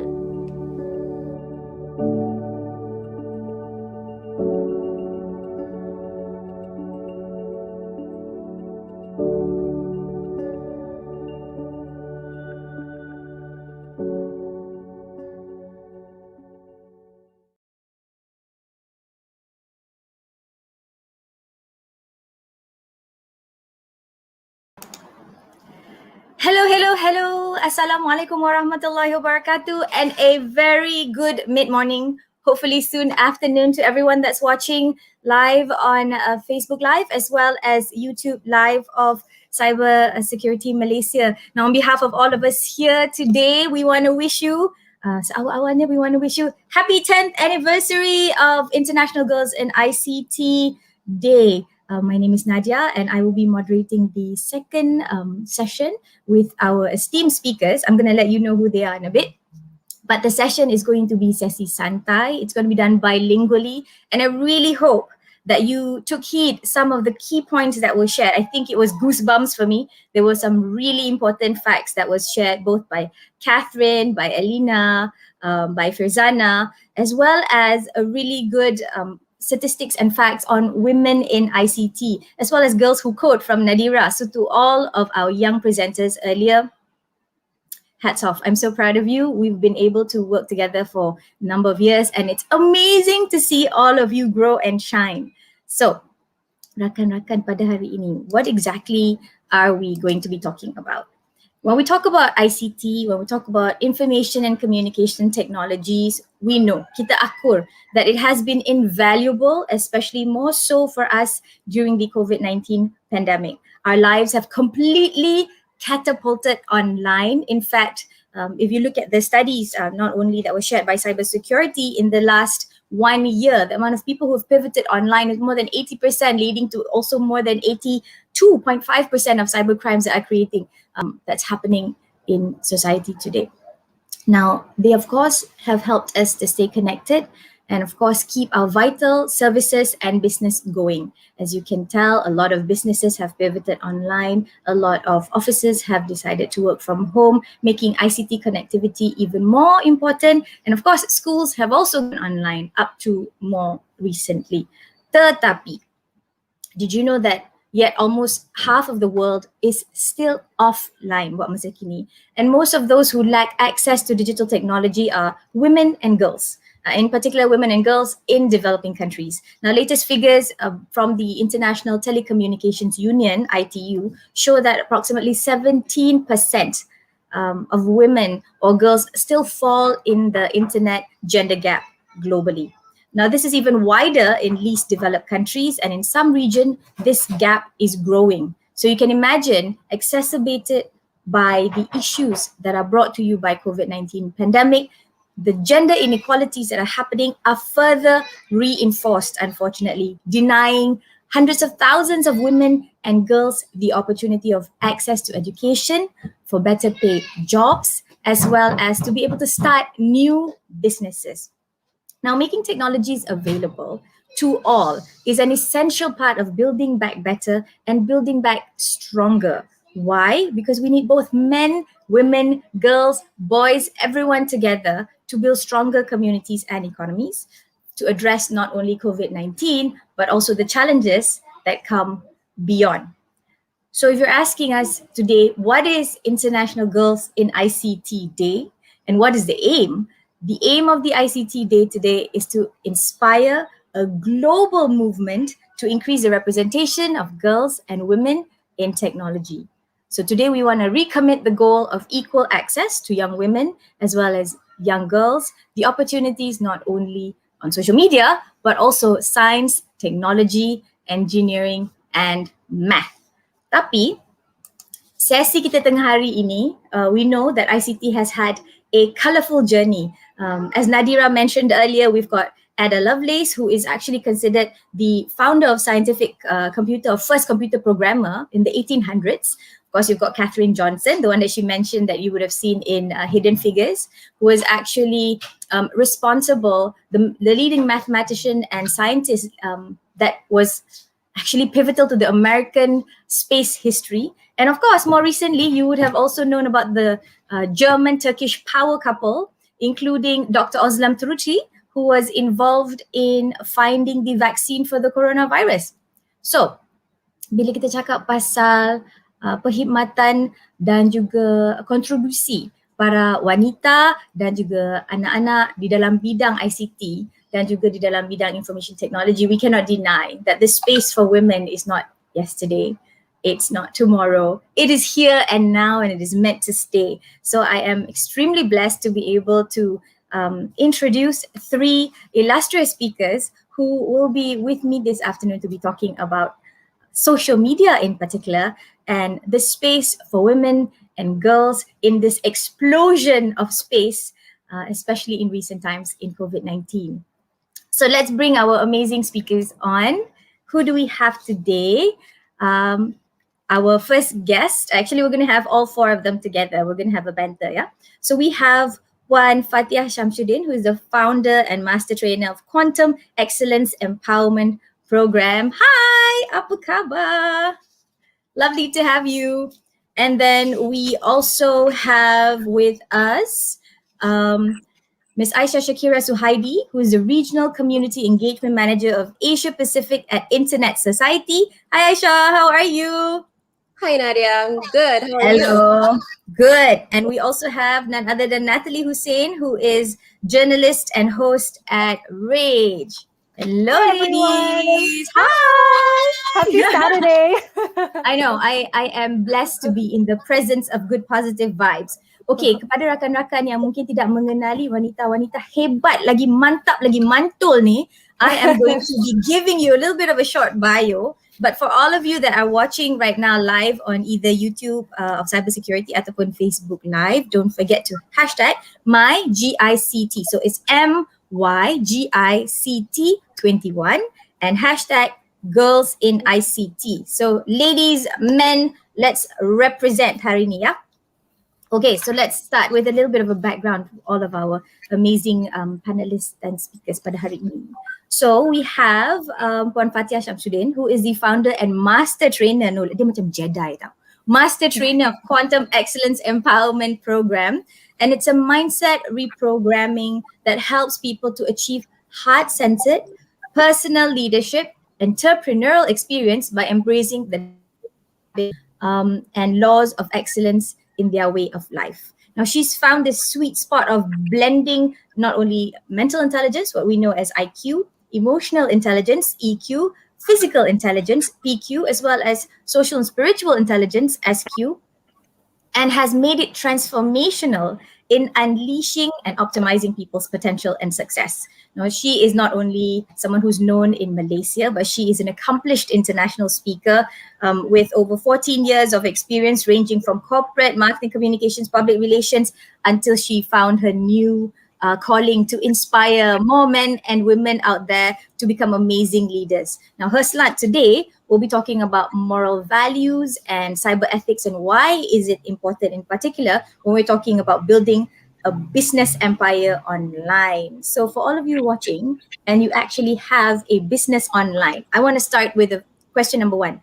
If any one of you watching right now, tak kisahlah on YouTube ataupun on FB, and you have an online business, type for me in the chat +1. I want to see how many people are actually entrepreneurs and have an online presence who are online entrepreneurs. Okay, while you do that, let me introduce you our second amazing lady that we have in the digital studio today. We've got Aisha Shakira Suhaidi, and she's the Regional Community Engagement Manager for Asia Pacific region of the Internet Society. I was so excited when I heard that she was coming on board, because the amount of questions that I have on internet safety continues to grow, not only as my role as a penasihat mahkamah and a court advisor, as well as what I do with Childline, but also as a mother to children growing up in a space which is so wired. I'm going to be taking notes when you're going to be sharing your information. Wow, Now, no she has pressure. boleh. I'm that penasihat lah. So, she has been actively involved in the ICT space since she was 17. And has represented Malaysia in a plethora of regional and global ICT events. Now, she holds a Bachelor of Law from as well as Management Certificate from Harvard Business School, no less. And she also completed her external education in international relations, in multilateralism and multiculturalism in Belgium, right? As well as in University Indonesia. So thank you so much for joining us this morning.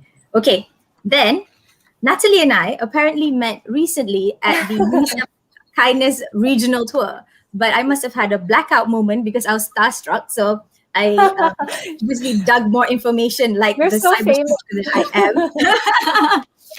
So Natalie Hussein is a multimedia journalist. Now, she is an investigative journalist by day and a former correspondent of E-News Malaysia TV3 by night, when she's sort of juggling this two dichotomy of her different media presence, right?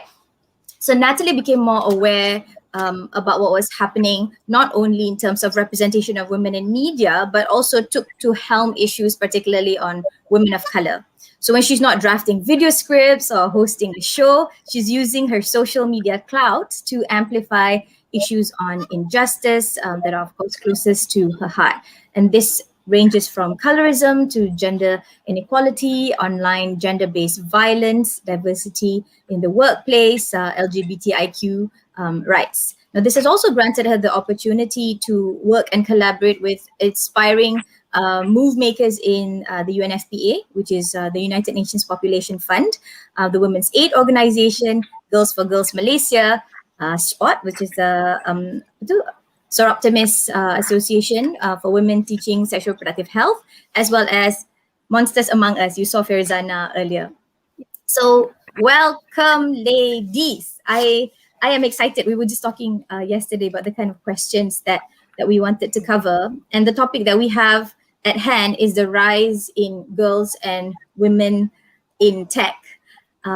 And just before we started, right, I had my son who was joining in and watching session 1. And his first question, which I thought was really poignant, which is going to become my first question to all of you, thank you, Imad, for giving me this question, was, you are celebrating International Girls' Day in ICT, and you're talking about the rise of girls and women in tech. But where are the boys and the men?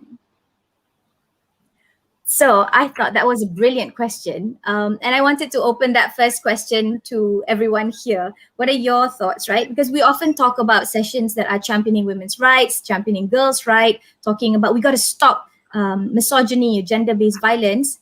Tapi we're preaching to the converted, right? We're talking to more and more women. We need to get the boys involved. We need to get the men involved. Similar to what the youth had earlier said, about normalizing conversations about kesopanan dan kesusilaan, which is our Rukun Negara No. 5, right? So I'm going to jump to Aisha first. Maybe she wants to chime in, and maybe Puan Fatia and Natalie would like to join. What are your thoughts, Aisha? Thank you. So I had the same question when I was going through one of my previous sessions. I was looking through the list of participants, and all of them are mostly women. So I was like, where are the men? But your question is very interesting, because I also think that including men is one thing, but it's also giving the confidence for women to be able to take on the button, or basically to empower themselves. So either with or without men, they are able to create waves and create a difference and bring themselves into the industry. And then maybe when we get to include men, which I encourage men to follow these sort of discussions, at least, they don't depend on men to basically lead a career or basically do something in this field. So I hope that answers. So proceed with or without men. Okay. Yeah, proceed with or without. We don't wait for anybody here.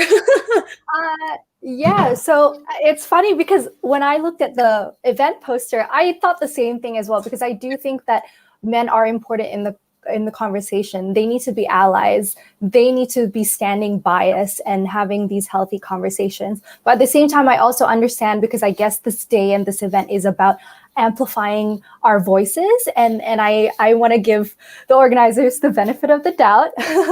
I'm sure it was about that, but I do agree that in events to come, that there should be more male presence as well, because we need to have these healthy dialogue between men and women, to be able to navigate towards how we can empower more women in tech.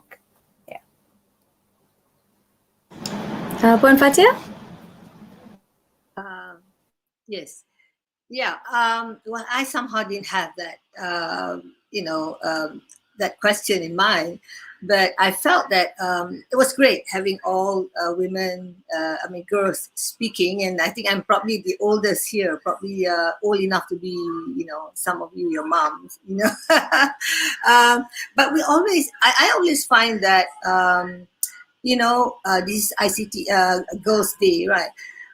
When we listen to other women's, other girls, experience, their what they go through, that is a lot more relatable. Yeah, so I always find that girls, they connect better with girls, and when you connect better, then you can, it influence. It creates that influence, a lot greater. And of course, it would be great to have guys too, but I think it's fine to have all women. Women usually have a lot of things to share and to say, and to, a lot more experience. And I think the fact that in ICT, there are a lot of women that I see involved in the cyber world. Yeah. So just to share for all of you who are watching this on Facebook as well as YouTube, there are men. I'm not saying that there are no men at all in this program. We've got Rizwan, who has been our moderator, who has been assisting us. So he's a true example of chivalry of men working behind the scenes to ensure that women also shine. And we also have the good Colonel, who's very much part of the whole entire move towards a safer space, not only for women, but also children in the ICT. But I do feel that if we look at policymakers in Malaysia, if we look at the gender demographics of women working in the ICT space, we still do have a long way to go. And if you look at the kind of jobs that are available, that are out there for women, very often you find that women in tech are still in positions that are of a lesser pay. Women in tech also have a harder chance of moving up some of these social ladders, despite the fact that women in ICT or women in social media make quite a large population of consumers of social media. But here, I suppose the challenge when we're talking about the rise of girls and women in tech is not only for women as consumers, but women as part of the game-changing movement, to what Nadira was saying earlier, right? More women in coding, more women in online entrepreneurship, more women in the forefront of science and technology. And according to the information that we received, right? If we are going to be trying to bridge this gap, right? Just to give you ladies a bit of a background, right? Women make actually less than 40% of the current total workforce population of the world. Okay, and if we are going to be closing this gap, it's going to take us 73,329 days and over 20 hours to just close that gender economic gap. So you're talking about years and years and years from now. And we know that last month was the Choose to Challenge Women's Day campaign, trying to push for more gender parity, more women, not only in social e-commerce, but all across the different industries. So I wanted to ask this question, coming from, being able to build not only a business empire, Puan Fatia, not only on offline but also online, I wanted to ask you what actually sparked your inspiration in developing your quantum excellence empowerment program, and why is it so important to get more women involved in some of the things that you're doing? Could you perhaps share? Sure. I, for many years, was speaking for an American company who organized businesses in more than 20 countries around the world. Yeah? And organizing seminars, entrepreneurship seminars, leadership seminars, that teach people, sharing of experiences and, business skills. Yeah. And I was on their panel of speakers for a good 15 years. Yeah. And I spoke in a lot of places, Scandinavia, of course in Malaysia, in Asia, I went to as far as even South Africa to speak, to Norway, Oslo in Norway. And every time I, got off stage, people come to me and say, Fatia, I never knew, because I teach people how to reprogram,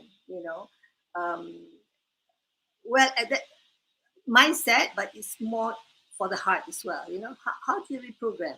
How do you change the way you change your inner talk, so that you can change the results that you want in your life, and somehow that connects a lot with a lot of people, and many says that, after I listen to you, I feel like, wow, I'm alive again. I have hope. I can do better, and I can change. So that it really inspired me. For 15 years, listening to people telling me that, there's hope for change. Yeah, to become better. And at the same time, when I come back home, I meet with friends from the university days. I used to, study in the States. And every time I meet friends, they will come to me. And plus, I have a counseling background. So I have that, that patience, to listen to people and all that. So they come to me with their problems in the office. I've left, I left my corporate job for many years now, to start my own business, because I wanted to have control of, my life. And these friends of mine come to me and start telling me, "Oh, my boss is like this. My neighbor in the office is like this." It's all problems in the office, and they get dumped onto me. Yeah. So as I'm listening to them, I say, "What is it that I can do to help these people? People in friends and people I know in Malaysia." And that was what. And of course, a lot of things happen. My husband passed away, after a sudden illness. And at that time, I had to kind of like sit down and, look at life again, because I was busy traveling, building my business and traveling at the same time almost every month. And I also had an active business in Vietnam at that time, so when he passed on, I had to take a good look at my life, and and I had 3 young children at that time. They were like, between 5, 12, and 3. So that I knew that I could not travel as much as I had wanted to. And at the same time, you see, when it rains, it pours. You see, right? Yeah. The company that I was speaking for, I also had some challenges, with the local company in Malaysia. So I felt like, so all these things happen at the same time, yeah. And I always believe that things happen for good reason, yeah. And I had to make that the decision that, okay, now what can I do? What can I do different? Because I've been doing that thing for 15 years. I close my eyes and I can just speak on stage, to a crowd of whatever, 1,000 people, 5,000 people. And so I said, well, the only thing I know of is, to connect with people, to help people. I love helping people. So I said, what can I do now to bring this to Malaysia? And during those 15 years that I was, traveling around speaking on leadership and entrepreneurship, I had a mentor. And this mentor of mine is an American, but he is so value centered, and value, and he taught me a lot of values about, about leadership, about entrepreneurship, and all that we need to instill. So as I go through that 15 years of things that I went with him, and I said that actually, to be successful in life, you need habits, and that's one of the things that he taught us too. It's your habits that make you. If you want to be successful, be sure that you have successful habits. So I, looked through all and did some research as well, on success principles and all that. And I realized that to be successful in life, if you can, and of course there are more habits that you can think of, but I came up with 9 habits, and 9 habits alone is not enough to, habits can make you successful, yeah. But what kind of success do you want? Do you want success that is fulfilling, yeah, that is meaningful to you, right? Or do you want to have success just for the money? So I added some, for every habit that I created, I added a spiritual law. We can live by a certain law. If we can bring in spirituality in our life, then there'll be a lot of things that we must think. And we're talking about ethics today, and earlier on we talked about ethics, on in the cyber world and all that. Every time I think of ethics, or we talk about values, I think what's most important, right, is to not just look at things from the head, from the brain, but also look at things from the heart. And I think we need to do more education, from the heart or in the heart, yeah, rather than just the brain. I think there's a lot of, things that we have gone through in terms of, mental strength, to build business strategies and all that.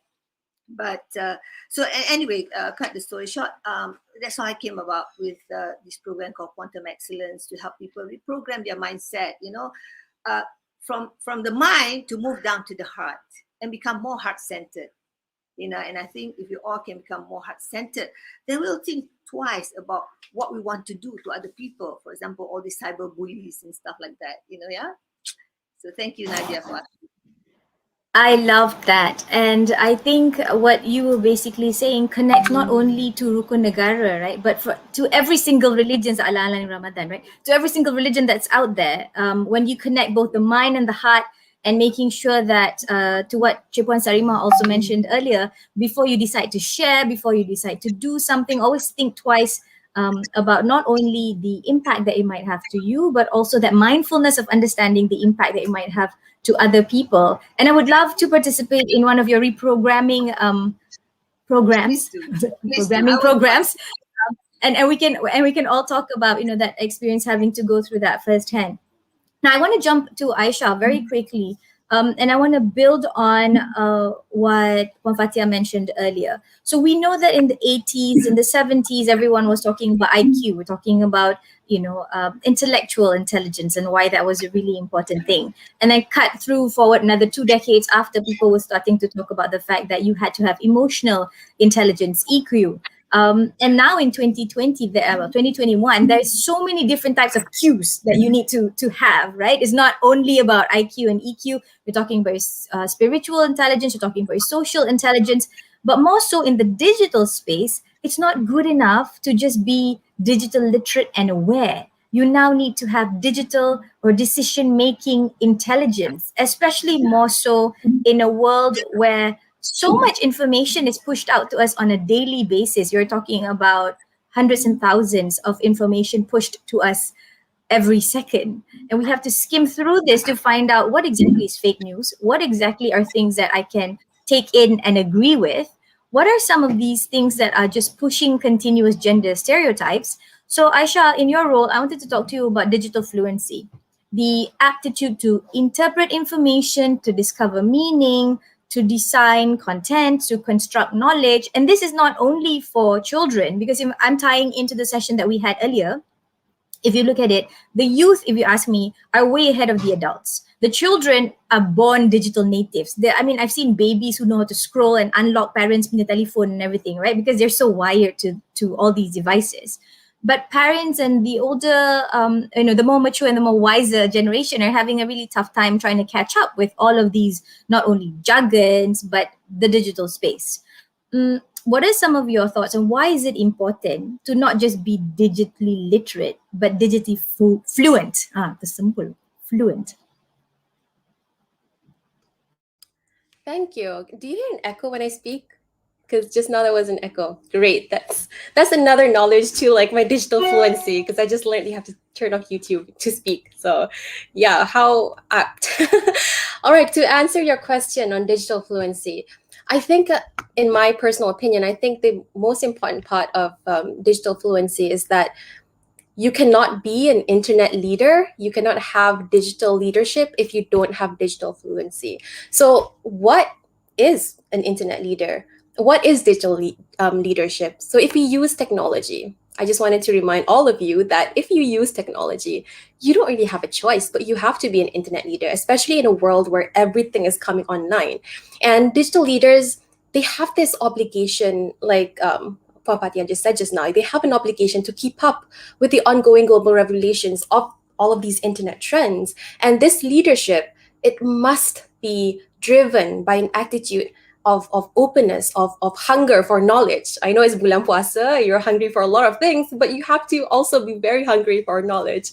And of course, there's no rule that, okay, if you want to become digital fluency, you have to be super literate in coding, or you have to graduate from computer science, or you have to know, how to navigate your way around, machine learning, all that. You don't necessarily have to know things in depth, but there is an imperative degree of requirement for you to understand the impact of this breakthrough of technologies. And if you look at today, today's leaders, you have to have this ability to identify technological trends across different sectors, such as you have to know what big data is, you have to know cloud computing, you have to know what security is, you have to know what privacy is. And I'm not saying this in the sense that, like I said, you have to be super literate in all of these roles. You can just be a jack of all trades, like know all of these things, know that they exist, know that, if something were to happen to you, how do you respond to it? And with this knowledge, with this information, only then you can be a digital leader. And it's not only important for your leadership towards others. You have to know that this knowledge is most important for your leadership towards yourself. Because if you understand, and if you are able to be digitally fluent, you improve not only your online experience, but you improve people in your circle, your family, your sister, your best friends. And I'd like to, I was, in my years of just exploring this field. So I'm from a legal background, and my vocation is towards arts and creativity and storytelling. And going into ICT is just something that, I just happened to get into after just volunteering and exploring the field. And I found that it was very interesting. So I realized that there are so many things that I don't know. And as the internet is continuing to evolve and to grow, there's always new things that you learn. For example, I learned that you should stop swearing to your Siri or your Alexa platforms. Sebab, these algorithms, exactly. So these algorithms, they are powered by, algorithms that power smart assistants. They learn from the data that we feed them. So if you feed them toxic behaviors, if you say bad words, or if you keep on feeding them basically data that is not beneficial or useful, the algorithm learns from that interaction, and then it will replicate that type of behavior. So you're consistently providing these data, and why that is detrimental is because this data doesn't just stay there. This data will come back to you. So it is basically you creating the kind of internet and creating the kind of world that you are actually living in. So, and that is just one thing. Another thing that I want to, just highlight is like what you're searching online, what you spend most time consuming, even on TikTok. How TikTok does its algorithm is that it caters content based on what people usually watch. What are people's interests? So if you keep on watching bad things, a lot of people watch bad things, they would put content that would cater to what, what people want. And like I said, it makes you basically, like, you think that you don't really have an impact to the internet. Sometimes you say that, no, I'm not an internet leader, I'm anonymous. Like, my name is Miss Meteora 94 or something. But anonymous or not, you have more of a big impact and effect on the internet than you think you do. So that is just one thing that, I feel is so important, and why you should know and you should understand and you should know what to actually contribute back and what to actually put back on the internet. Because at the end of the day, the table will turn and it will come back to you eventually. So back to you, Nadia. I agree with that. I see Natalie unmuting her mic. Would you like to jump in on some thoughts, Natalie, or you just sort of like raring to go? It just so happened that I hear it was a coincidence. But no, but it is really interesting to hear that, because I don't come from a computer science background, so it is interesting to hear about the algorithm. A lot of the times people generalize it and they're like, yeah, they hear what you're saying, but you don't really know how exactly they're listening in. But I think Aisha put it really perfectly, and frankly, it kind of scares me a little bit. It is scary. It is actually, and this is a sidebar story for our penonton yang watching on YouTube as well as on Facebook. True story which happened to my family recently, and it was the children and I were, all of us were together in the room, and I think in that conversation somebody had said, "Hey, did someone fart?" Right? This is a joke, so listen to the punchline, right? So everybody was laughing at each other, and suddenly we heard a voice from under the sheets that said, "I did not fart, but if you'd like to talk about it, we can search." And I was like, everybody was thinking like, who said that? And realized that it was because the phone was under the covers and Google had heard this conversation and decided to respond in Google Voice, which completely freaked the kids out, but it was funny at the same time. So in the beginning, we were all laughing. But after that, we said, hang on, did somebody like tergeser telephone, to switch it on? But to Aisha's point, right, the reality of it is machine learning, deep tech, AI is even more complex than what we knew before. Because the amount of information that is out there and that's being absorbed and churned out, and I can say this with experience because the cases that I see in court of children who are exposed to high levels of, for example, violent content or pornography actually start from parents or adults in the family that share the same device or the phone, because sometimes kita kongsi telefon dengan anak-anak, they don't have their own device, right? Either it can be their laptops or the desktops or the phone. And the adults, I'm not going to say men or women, because I think it's both sides equally do have antisocial viewing tendencies. Sometimes forget to clear cache, sometimes do not clear history.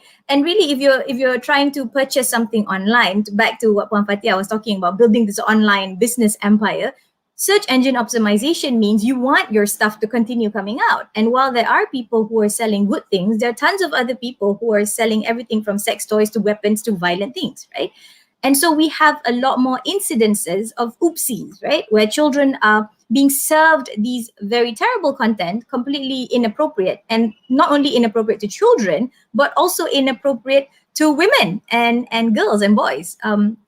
So if you're watching this on YouTube, if you're watching this on social media, please, if you have a little one in your life, activate parental control. But you might want to exercise some of the filters that are also available to protect yourself from content which you believe is of course not congruent to your core values. Of course, at the end of the day, also means klik dengan bijak lah, dengan sihat, and don't go into sites that you shouldn't be going lah. Message daripada penaja cybersecurity pada hari ini. So with that, right, and pulling back to this whole conversation among women and girls in ICT, I wanted to ask Natalie, based on her experience as not only an investigative journalist, but the amount of things that Rage has been doing in terms of online child protection, privacy of women and young girls. So kepada yang melihat ni, just to share with you some statistics, right? the number of people who are using social media all across the world, right, has passed the 4 billion mark. 4 billion, okay? So imagine how many rounds of the Malaysian population that is. You're talking about 4.14 billion to be exact. And almost everyone that we know in Malaysia are wired onto social media one way or another, because in a study that showed digital connectivity, it showed that although not everyone has internet connection, almost double the population had some form of mobile or wireless connection, which actually meant most people have more than one phones and some kind of digital device to actually connect them to, the World Wide Web, right? And we're looking at the numbers to date, especially for social media. You're talking about close to 89% of internet users worldwide, which is, I think, staggering. And Facebook, as we know, remains by far the most popular network with over 2.7 billion. 2.7 billion. I'm always trying to figure out how to wrap myself around these numbers of users each month. 2.7 billion, over 2.7 each month, and ahead of course, YouTube and WhatsApp. YouTube and WhatsApp has got approximately 2 billion each, right? And if you're talking about Instagram, it's about 1.15 or 1.158 billion users, and it's the 6th most used social platform in the world, and followed by things like Twitter, TikTok, Snapchat, and Pinterest. Now, if you look at it in terms of gender segregation, right?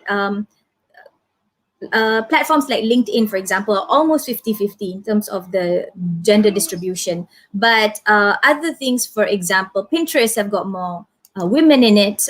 Facebook has got 44% female in it. Instagram has 57% female in it. Twitter has got 32% female in it. So I've been doing all my numbers searching before I started this conversation, and it was obvious that the way we are being fed information, the way that we are being served information, there's also this element of gender segregation. Kan, Aisha? Like to your point, right? It really depends on what it is that you like to see, what it is that you like to view.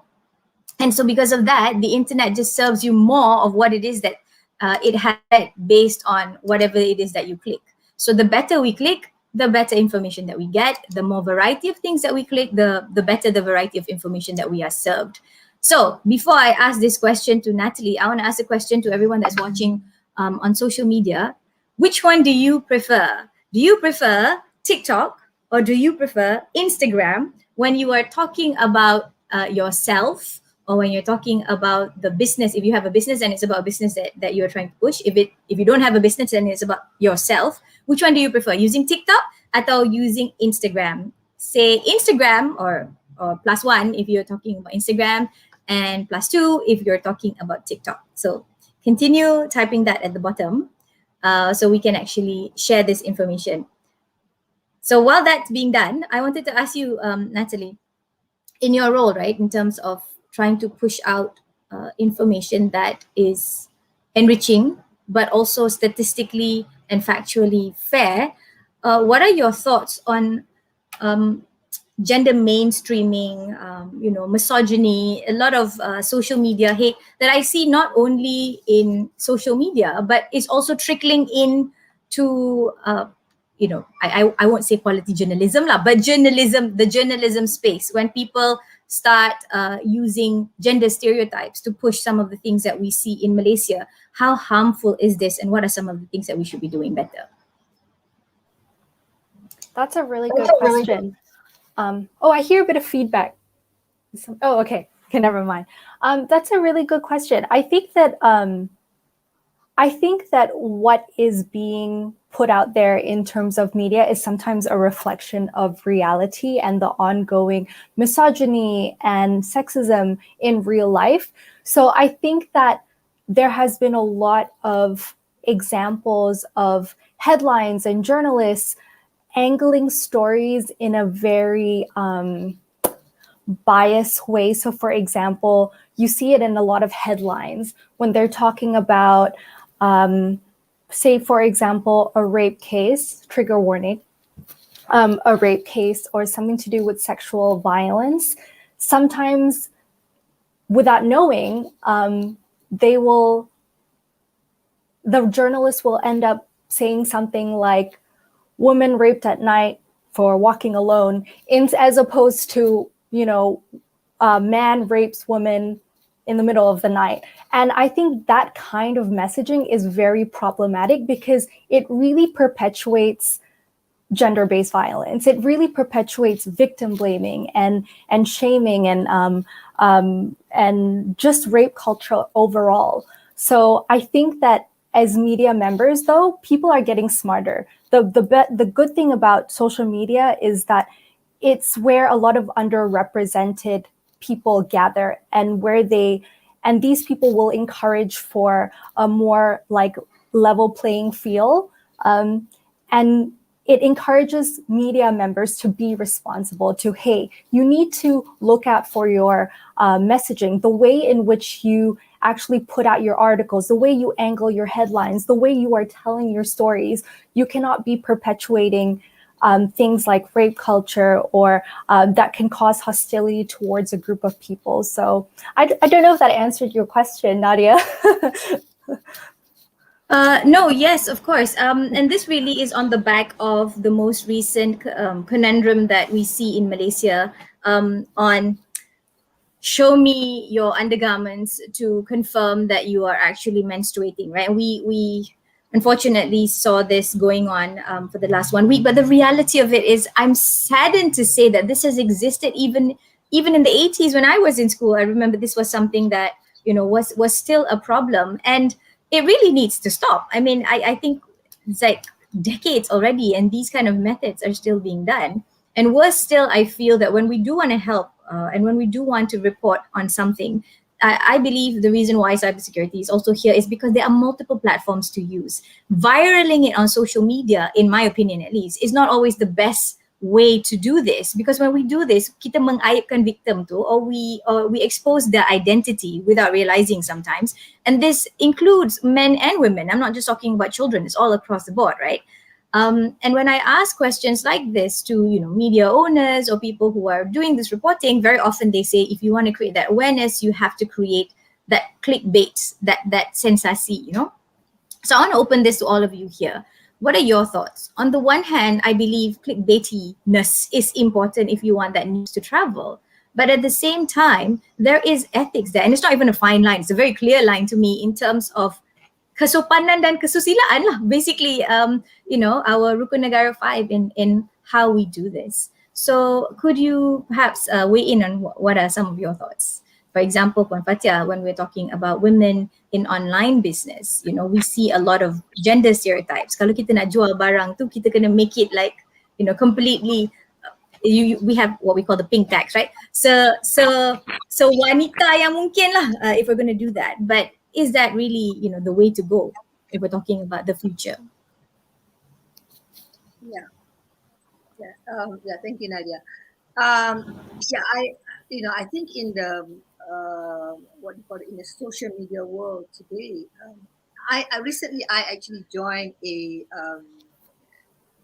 online coaching community, that helps people to succeed online, business online. And what I realized was there were a lot of women in that group. And I think the platform of social media gives that opportunity. Women, when we go out in the physical world, there's a lot of discrimination, whatever, that we've always been talking about. There are those things that we need to fight a lot more with the man in business, Whereas in online business, right, it's free for all.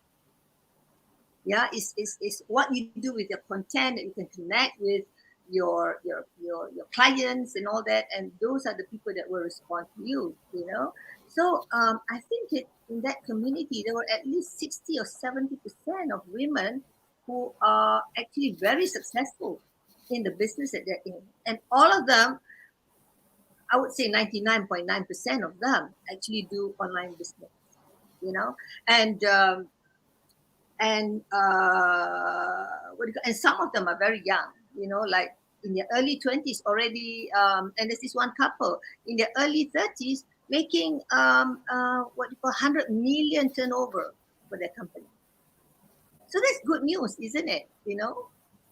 having and I think companies, if you're not on social media today, as much as social media has its negatives and all that, I think those things we spoke about the panel spoke about this morning. It requires a lot of education on personal responsibility, and if we can any association or a community that can keep talking about that, because the business is going towards online. Yeah, even my business, I have not done online business ever, and I'm in training, and I'm comfortable with offline because I can connect. I close my eyes, I know what to do. But when it comes to online, it's like, hey, this is a new ball game, and I have to break that fear and that discomfort and still go online. So hopefully, pray for me.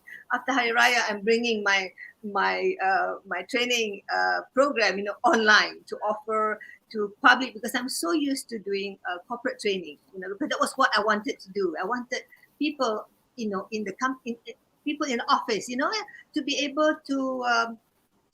I wanted to help them. Remember, I told you my friends who come to me and talk about my boss, like they say, it's not about your boss, it's not about your friends, it's not about those people, it's about you. You change you, right? Other people will change naturally. So let's stop talking about other people. So in order to do that, we need to do a lot of education on personal responsibility. So I think internet.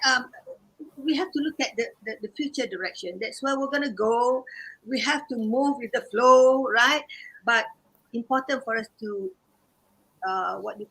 think about how do we go into the future with this cyber world, with the ICT, with internet, with social media and all this. It's a lot. See, the reason why when I went into that community, there were a lot of young people who are successful because they have business online. And online business is borderless, right? And it doesn't take like me. Almost 60, still building a business, yeah. And those girls, in their 20s, after 5 years of business, already hitting 100 million turnover. So when I look at them, I said, well, I'm happy for them, and I want that for my children, and I have already signed my children to, you all need to build business, don't go out and look for jobs, The future, the trend of the future trend is not a job trend; it's a business trend. Yeah, and we want to help government to generate push the economy, and all that. So where was I? I have a lot of things to say, So what I'm saying is, what we need to teach, and when I see them all young, successful, and I say, how do they actually build their business? Do they build it? Do they understand what ethics is? But because when you do business online, you can offer anything. And I'm one who don't like to buy things online because I need to touch things, and I don't like when things come to me, oh, the size doesn't fit. Oh, it didn't look like the one you showed on, things like that. But, we have to live with that. So I think what I'm saying, I think I'd like to go back to what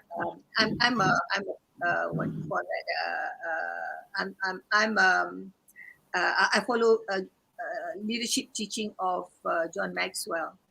Yeah, and remember John Maxwell once wrote this book on there's no business. What he's saying is, when you talk about ethics, there's no such thing as work ethics, business ethics, and stuff like that. Ethics is ethics. Yeah, you build that. And where do you build ethics? We don't build it in the brain, right? We build it in the heart. So that's why I keep repeating when I talk to people, that it's the heart that needs to change now. We need to help people to change their heart. The problems that we have in the world today, whether it's social media, that's just vehicle platforms. Yeah, when you have problems of moral issues, bullying and stuff like that, it's all about because that person does it because the heart is hardened. I don't care, but if the heart is soft, you probably won't do it. If you have, if you have compassion for other people, if you have feelings for other people. So I think John Maxwell's bringing back that golden rule, do unto others what you want others to do unto you. I Yes. think that's something that we must go back to and teach to people, so that value is built inside them. We work from inside out rather than from outside. So I think we can see that. There are many ways to do it. Sorry, Nadia. There are many ways to do it. I have my way. Yeah, whoever that I can connect, impact with what I do. I think that's where. And lastly, we need to bring spirituality back. Not so much love or what. Spirituality is to be universal. Yeah, we have a creator. I mean, whatever faith that you belong to, we all believe that we have a creator who created us for a purpose on this earth. And if you don't know that purpose, yeah, then chances is that we'll do all these things that will hurt people, hurt ourselves, because we don't know what is our purpose of living. What's the purpose of where are we going 50 years from today, 100 years from today? Yeah. So, that's my take. And I hope did I answer the question, Nadia? I think we all resonate with that feel. And really, how we behave online is a mirror of many different things. It's a mirror of our personal state of mind. It mirrors our value system. It mirrors the kind of things that we hold dear. So very often there's also the saying, do not make big decisions when you're angry. The same thing applies, right? When you're online, you're about to comment and you see something that speaks to you or is really, burning. Is it really important? Or what we speak about when we work together with the youth is to what Catherine said earlier, di mana ada hak juga ada tanggungjawab, right? So yes, you have the right, for example, freedom of speech, but you don't have the right to harm others with your speech. You have the right to be able to participate in the digital economy, but you don't have the right to behave in a way that is antisocial or criminally wrong. So there is a tanggungjawab that is attached to it. And very often what we realize is in the space of the digital world that we have today, a lot of people are forgetting that element of responsibility. Everybody's going into the individualism space of, it's my right, I'm just going to say it because I want to say it. Tapi kita lupa, especially in a culture that we're in, but also all across the world, that there is no yin without the yang. The two have to come together and understand that there is a cause and effect. There is also a repercussion to everything that we do. So if I were to quote something legal, because Aisha with the background of law would say, do unto others what you want others to do unto you, is the same thing as come into equity with clean hands, right? So if you threw mud first, then you can be sure that whoever it is that's engaging with you has the opportunity to do the same. Now, I want to invite in our last few minutes here questions from both YouTube as well as Facebook. I am so absolutely pleased that we've got questions, and I love the questions coming from both men and women. Tanya soalan susah-susah, okay, guys, because this is like free consultation with these women. You're not going to get them often. Their time is so precious. So I'm going to ask the first question first. Tadi ada soalan daripada Shahmi, and thank you so very much, Shahmi. And he asked his question on YouTube. So quick shout out, yay Shami. And his question is, for women who want to have or be involved in ICT, do you guys have any advice on how to encourage them? I'm going to push this question to Aisha very succinctly so that we can jump into the next question that's also shared by Edwan Aidit. So Aisha, take it away. Thank you. Very, very succinctly. I'll try my best. But I'd like to answer this question because I was also never wanted to go into ICT, and now I'm working in a global internet, organization. And I was reflecting back the other day, like what made me go down this road, and I realized that it was actually role models, actually seeing women who looked like me, who came from where I came from, and doing doing amazing things in the global level. So I want to just name my senior vice president. Her name is Rinaldi Abdul Rahim, and she is the senior vice president of the Internet Society. But she has before that she was in the ICANN board, ICANN being the Internet Corporation of Assigned Name and Numbers, and she was doing all of these things globally in the ICT field. And she was just from Malaysia as well. She went to a school in Berlin, and she was so whenever you go anywhere in the ICT conferences or tech conferences, wherever country that is, everyone knew her and everyone respected her. Seeing someone like that, it really pushed me to believing that maybe I'm more than just, maybe like when I finish law school, I don't have to just be a lawyer. Like the world is vast and wide. And when you see role models like this, it gives you the confidence to believe that you can actually do it. And fast forward 10 years, no, not 10 years, like 6 years after my first encounter with her on the internet, and also like when I met her for the first time, now I'm basically working with her in the same organization. And it was really because of, because I actually drew inspiration from her.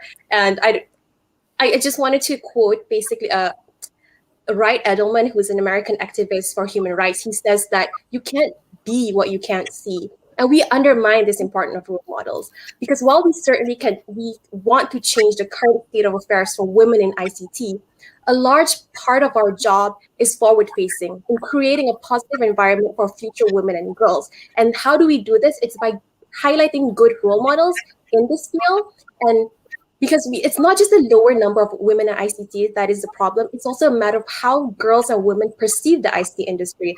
I used to think that it was a male-dominated, very boring field. People may be sitting in their, in their basement just coding, but then after I got into it, I felt it was just so freaking cool. And now I'm sucked right into it. Now I'm managing the whole entire Asia Pacific region, getting people online, making people do things in this field, and making, the internet a better place. So to summarize my whole brain fart just now, what you have to do is highlight these role models, identify them, find them. There's so many people who want to be your mentors, so reach out to them. And I want girls who may have this basically they have this intention at the back of their mind, but maybe a little bit hesitant. Just know that you are supported. If you're not supported, we wouldn't have the Girls in ICT Day. So take space, reach out, and we are all here to help you. Back to you, Nadia. I absolutely love that. Natalie, yes, jump in, please. Sorry. Yeah, no, I just wanted to add to what Aisha said, because what she said was brilliant. And I think it goes back to something that I believe in extremely, is that representation really matters.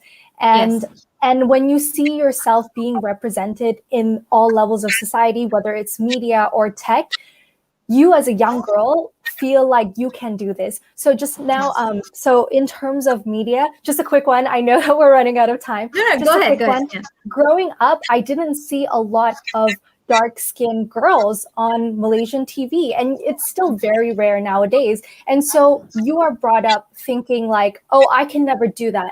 I don't see myself doing that in the future. And that is why I try really hard to advocate for more women of color in media, in entertainment, so that young girls like myself, can grow up to feel like they can achieve certain things, and they can be in media, they can be a news correspondent, they can be an actor if they want to. So I think representation goes a long way. Sort of what like Aisha said, she saw herself in her, was a CEO or sorry, Senior Vice President. So Senior Vice President. Sorry, yeah.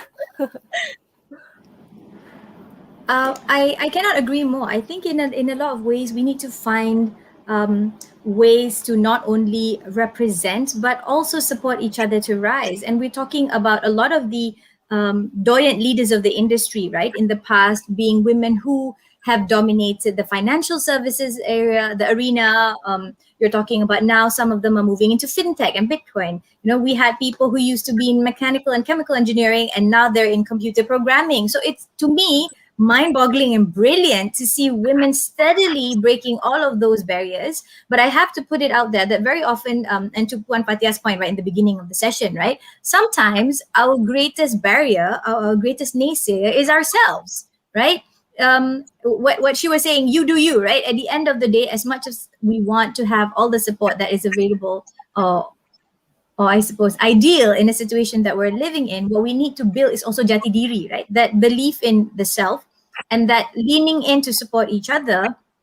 And to Aisha's point, championing and supporting all of these amazing women in tech and girls who are rising. And if you look at the number of women in tech in Malaysia, I think we are, not only talking about those that have been in the industry for many, many years. But I would also like to celebrate the young guns, the young ones that are hungry, that are going into the industry, trying to do all that they can. Everything from their own startup information to those that are helming computer science and information technology departments of universities and all that. You've got so many of them. We've got Dr. Kavita Murthy, who is, I think, Chief Strategy Officer of Internalized Tech Services. We've got Associate Professor Sugaya Amalat, who is, the Program Director of Bachelor of Computer Science. We've got so many other women, including Dr. Eunice Pang, School of Computer Science and Engineering. So there's so many different women who are out there. We may not necessarily even know that they are in this ecosystem, right? So we should flesh them out. We should definitely celebrate and champion them more.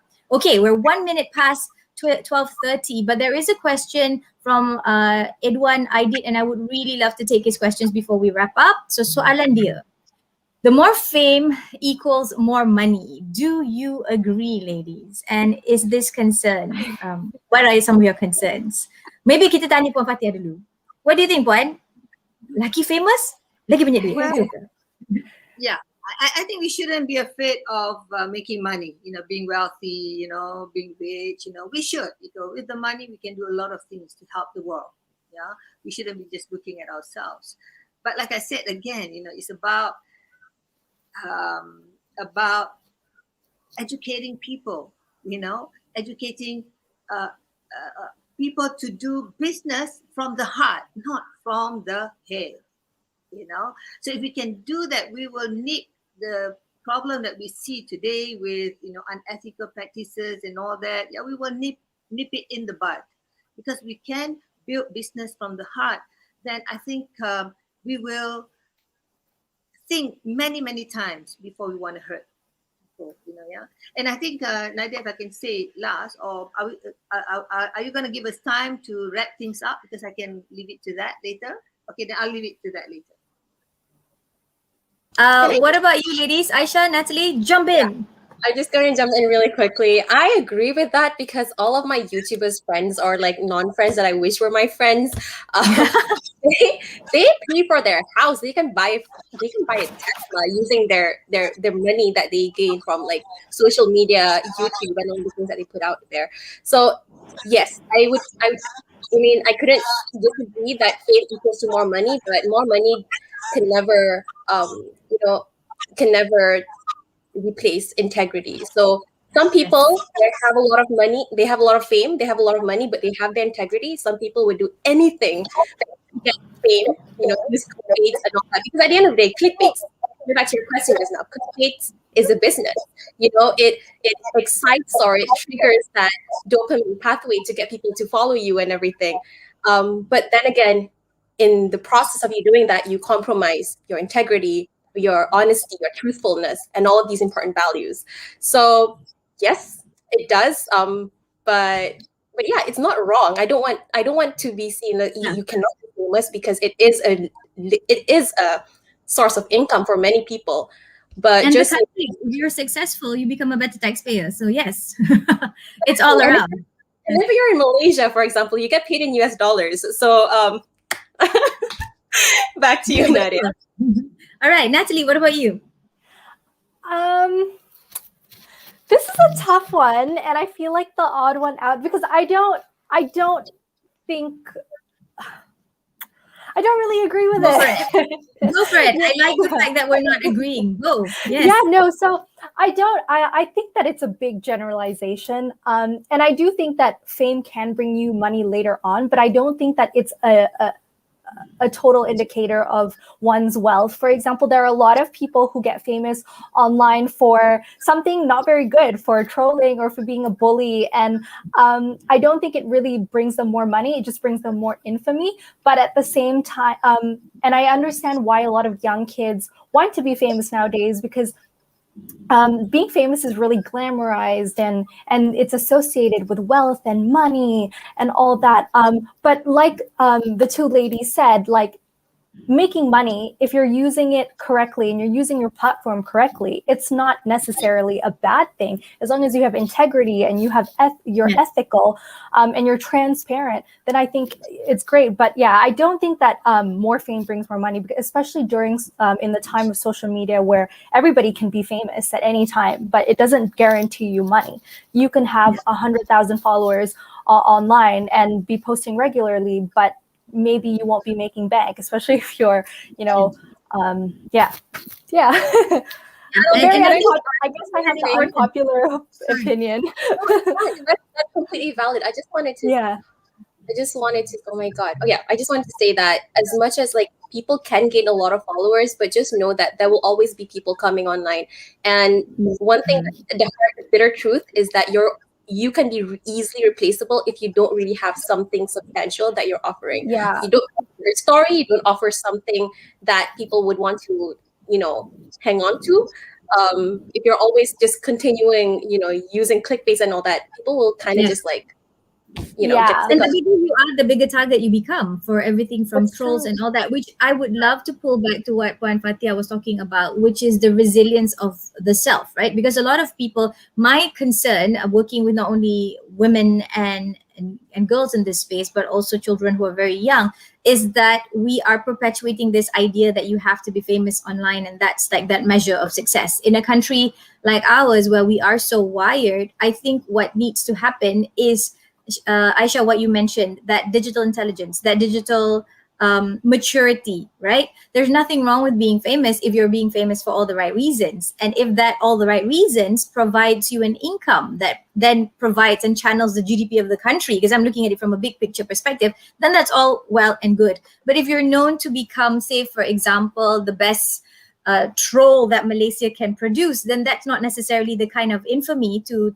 Aisha's to Natalie's point, that's not exactly the kind of success that you want. That's not the kind of fame that you want. And I wanted to end this with a quote before I go one round to complete the session today. There was a quote that I was reading just a few days back, and it said, to truly feel rich or to truly feel privileged, count the number of things that you have in your life that money can't buy. And I thought that was brilliant, because it kind of just brings you back that point of, very often we see things on Instagram, we say, oh my God, I wish I had that life. I wish I had that person's whatever car and everything else along with it, right? Only to realize later that the amount of heartache, mental health strain, everything else, relationship broken, whatever, di belakang tabir camera tu kita tak nampak, we can't see, right? So always take things with a pinch of salt. Always understand that the grass sometimes does look greener on the internet other side screen. But when we're talking about ethics, when we're talking about resiliency, we also have to understand that, back to Puan Fatia's point, you change you. Don't worry about other people, right? Alamak, sekarang lah soalan you pula masuk, because we're now at 12:38. I love your question though. Okay, host, team from cybersecurity, what I would like to say is some of the questions that you might ask, please continue asking, because this is going to be on FB. You can continue asking your question and we will try and engage after the session. Nazura Sadi, I love your question. I'm curious whether women in future have easier ways to juggle career and family. I wish we can answer that question immediately right now, but with 8 minutes past, I'm afraid that we will be eating into the end of the session. So ladies, can we all sort of chime in onto the chat and answer her on Facebook, because she has asked this question on Facebook Live. Thank you, Nazura. We hear you. We love your question. I think all of us have got a few things to say.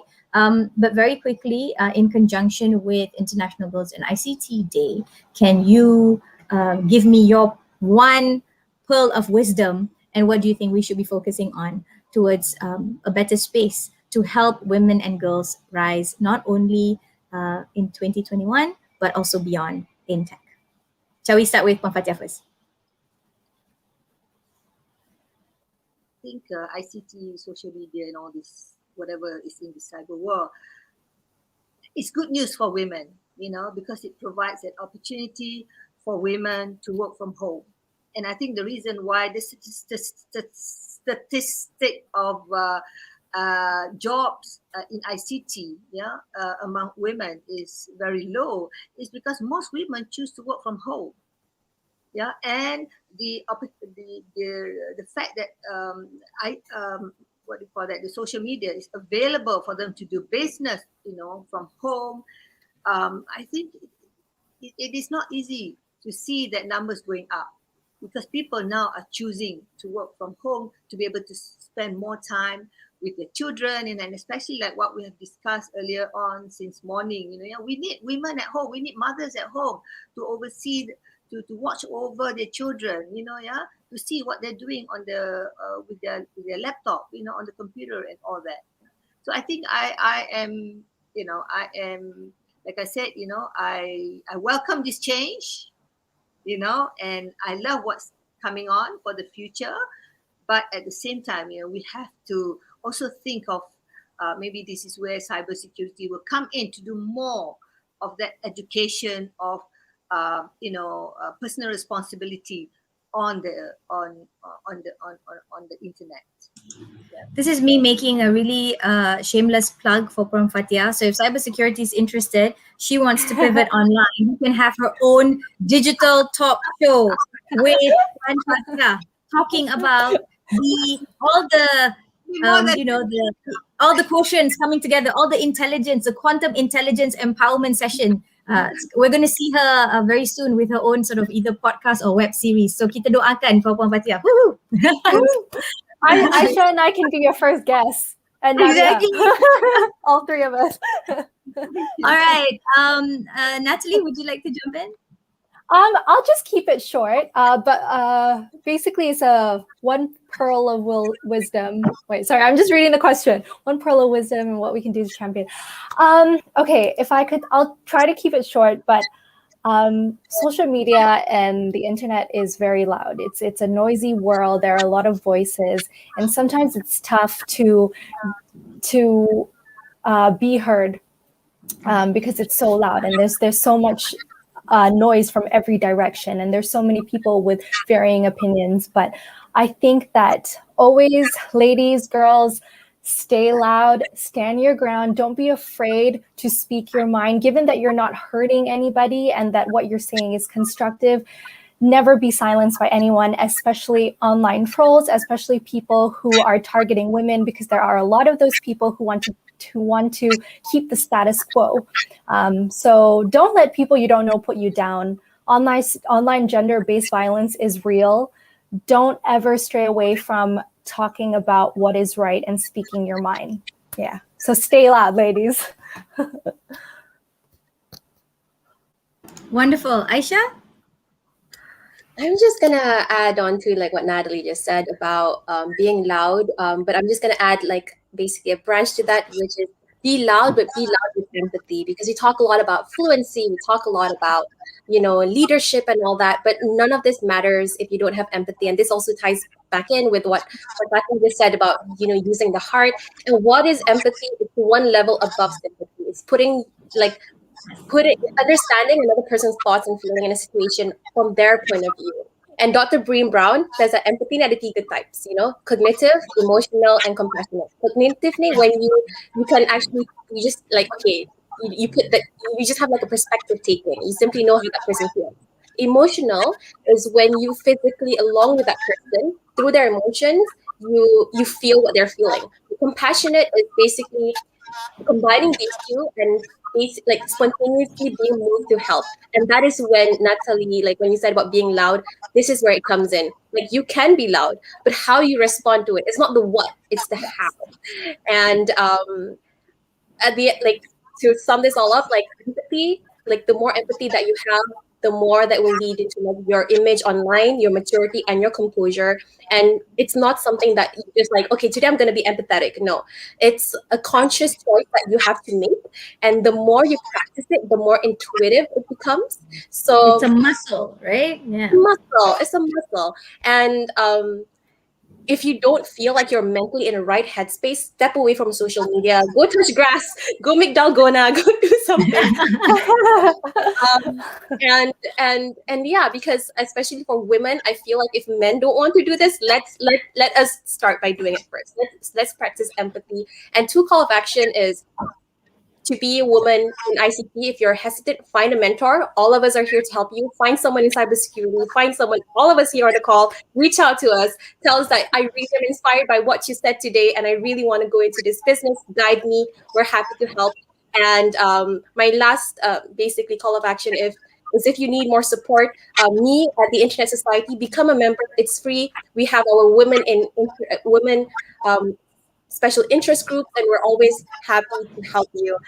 With that, happy Girls in ICT Day. And happy Girls in ICT Day. That's amazing. So, of course, I would be remiss if I don't also highlight this. There are many different areas in which we can seek help and redress if we are a lady or woman in distress, and especially in this digital space. You would have seen at least the 2 videos that were presented by cybersecurity earlier. There's also multiple other channels that you can get in touch with, everything from Women's Aid Organization, SPOT, Monsters Among Us, Vanguards for Change, the Childline Foundation, as well as the group that I'm with as well as the Childline Foundation, the Internet Watch Foundation, Malaysian portal that is committed to taking down online child pornography in Malaysia. So, there are a lot of different areas that would assist us. Now, as a very quick summarization, thank you so much everyone that participated. I want to give a quick shout out. I know I'm talking like a bullet train, tapi kita dah terlanjur masa kan.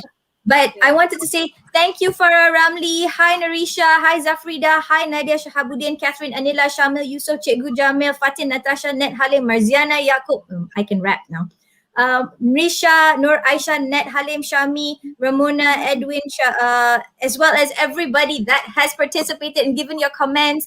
Thank you. I absolutely loved it. My gratitude cup for today is full. Now, as a quick summary of all that has been said by the women today, remember, where there is rights, there is responsibility. We can impact change, and it starts from us. We don't have to wait for others to do it for us. And if we lead by example, then we will lead a life that would inspire a ripple effect that will help others too.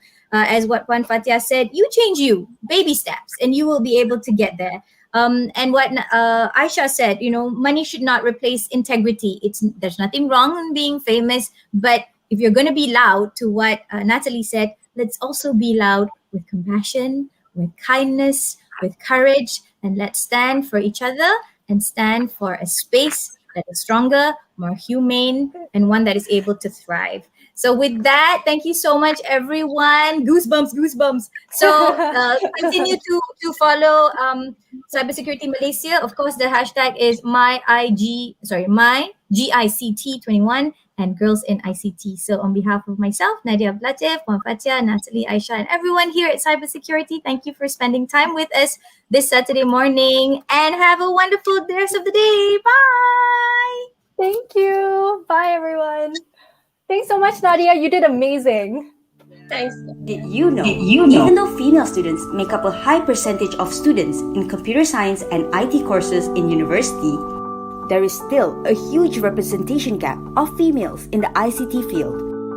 Also, cybercrimes have risen to an alarming rate for the past few years. Although you might be feeling scared and helpless at the realization of these statistics, today we want to highlight our Wonder Women working behind the scenes, creating a safer internet experience for all, and have been a humongous source of inspiration for us. In conjunction with the 10th anniversary of the International Girls in ICT Day 2021, initiated by the International Telecommunications Union or ITU, Malaysia, which led by the Ministry of Communications and Multimedia, celebrates by bringing you this webinar entitled Empowering Your Mindset with Cyber Ethics, organized by Cybersecurity Malaysia, which aims to fuel your mindset and educate you with proper cyber ethics culture, as well as discuss cyber threats affecting girls and young women in the realms of ICT. Adhering to the Rukun Negara, the national philosophy number 5, courtesy and respect. With that, we must be cautious when translating these ethics to the digital environment. Today we uplift, learn, and collaborate with one another and recognize our women's contribution in ICT.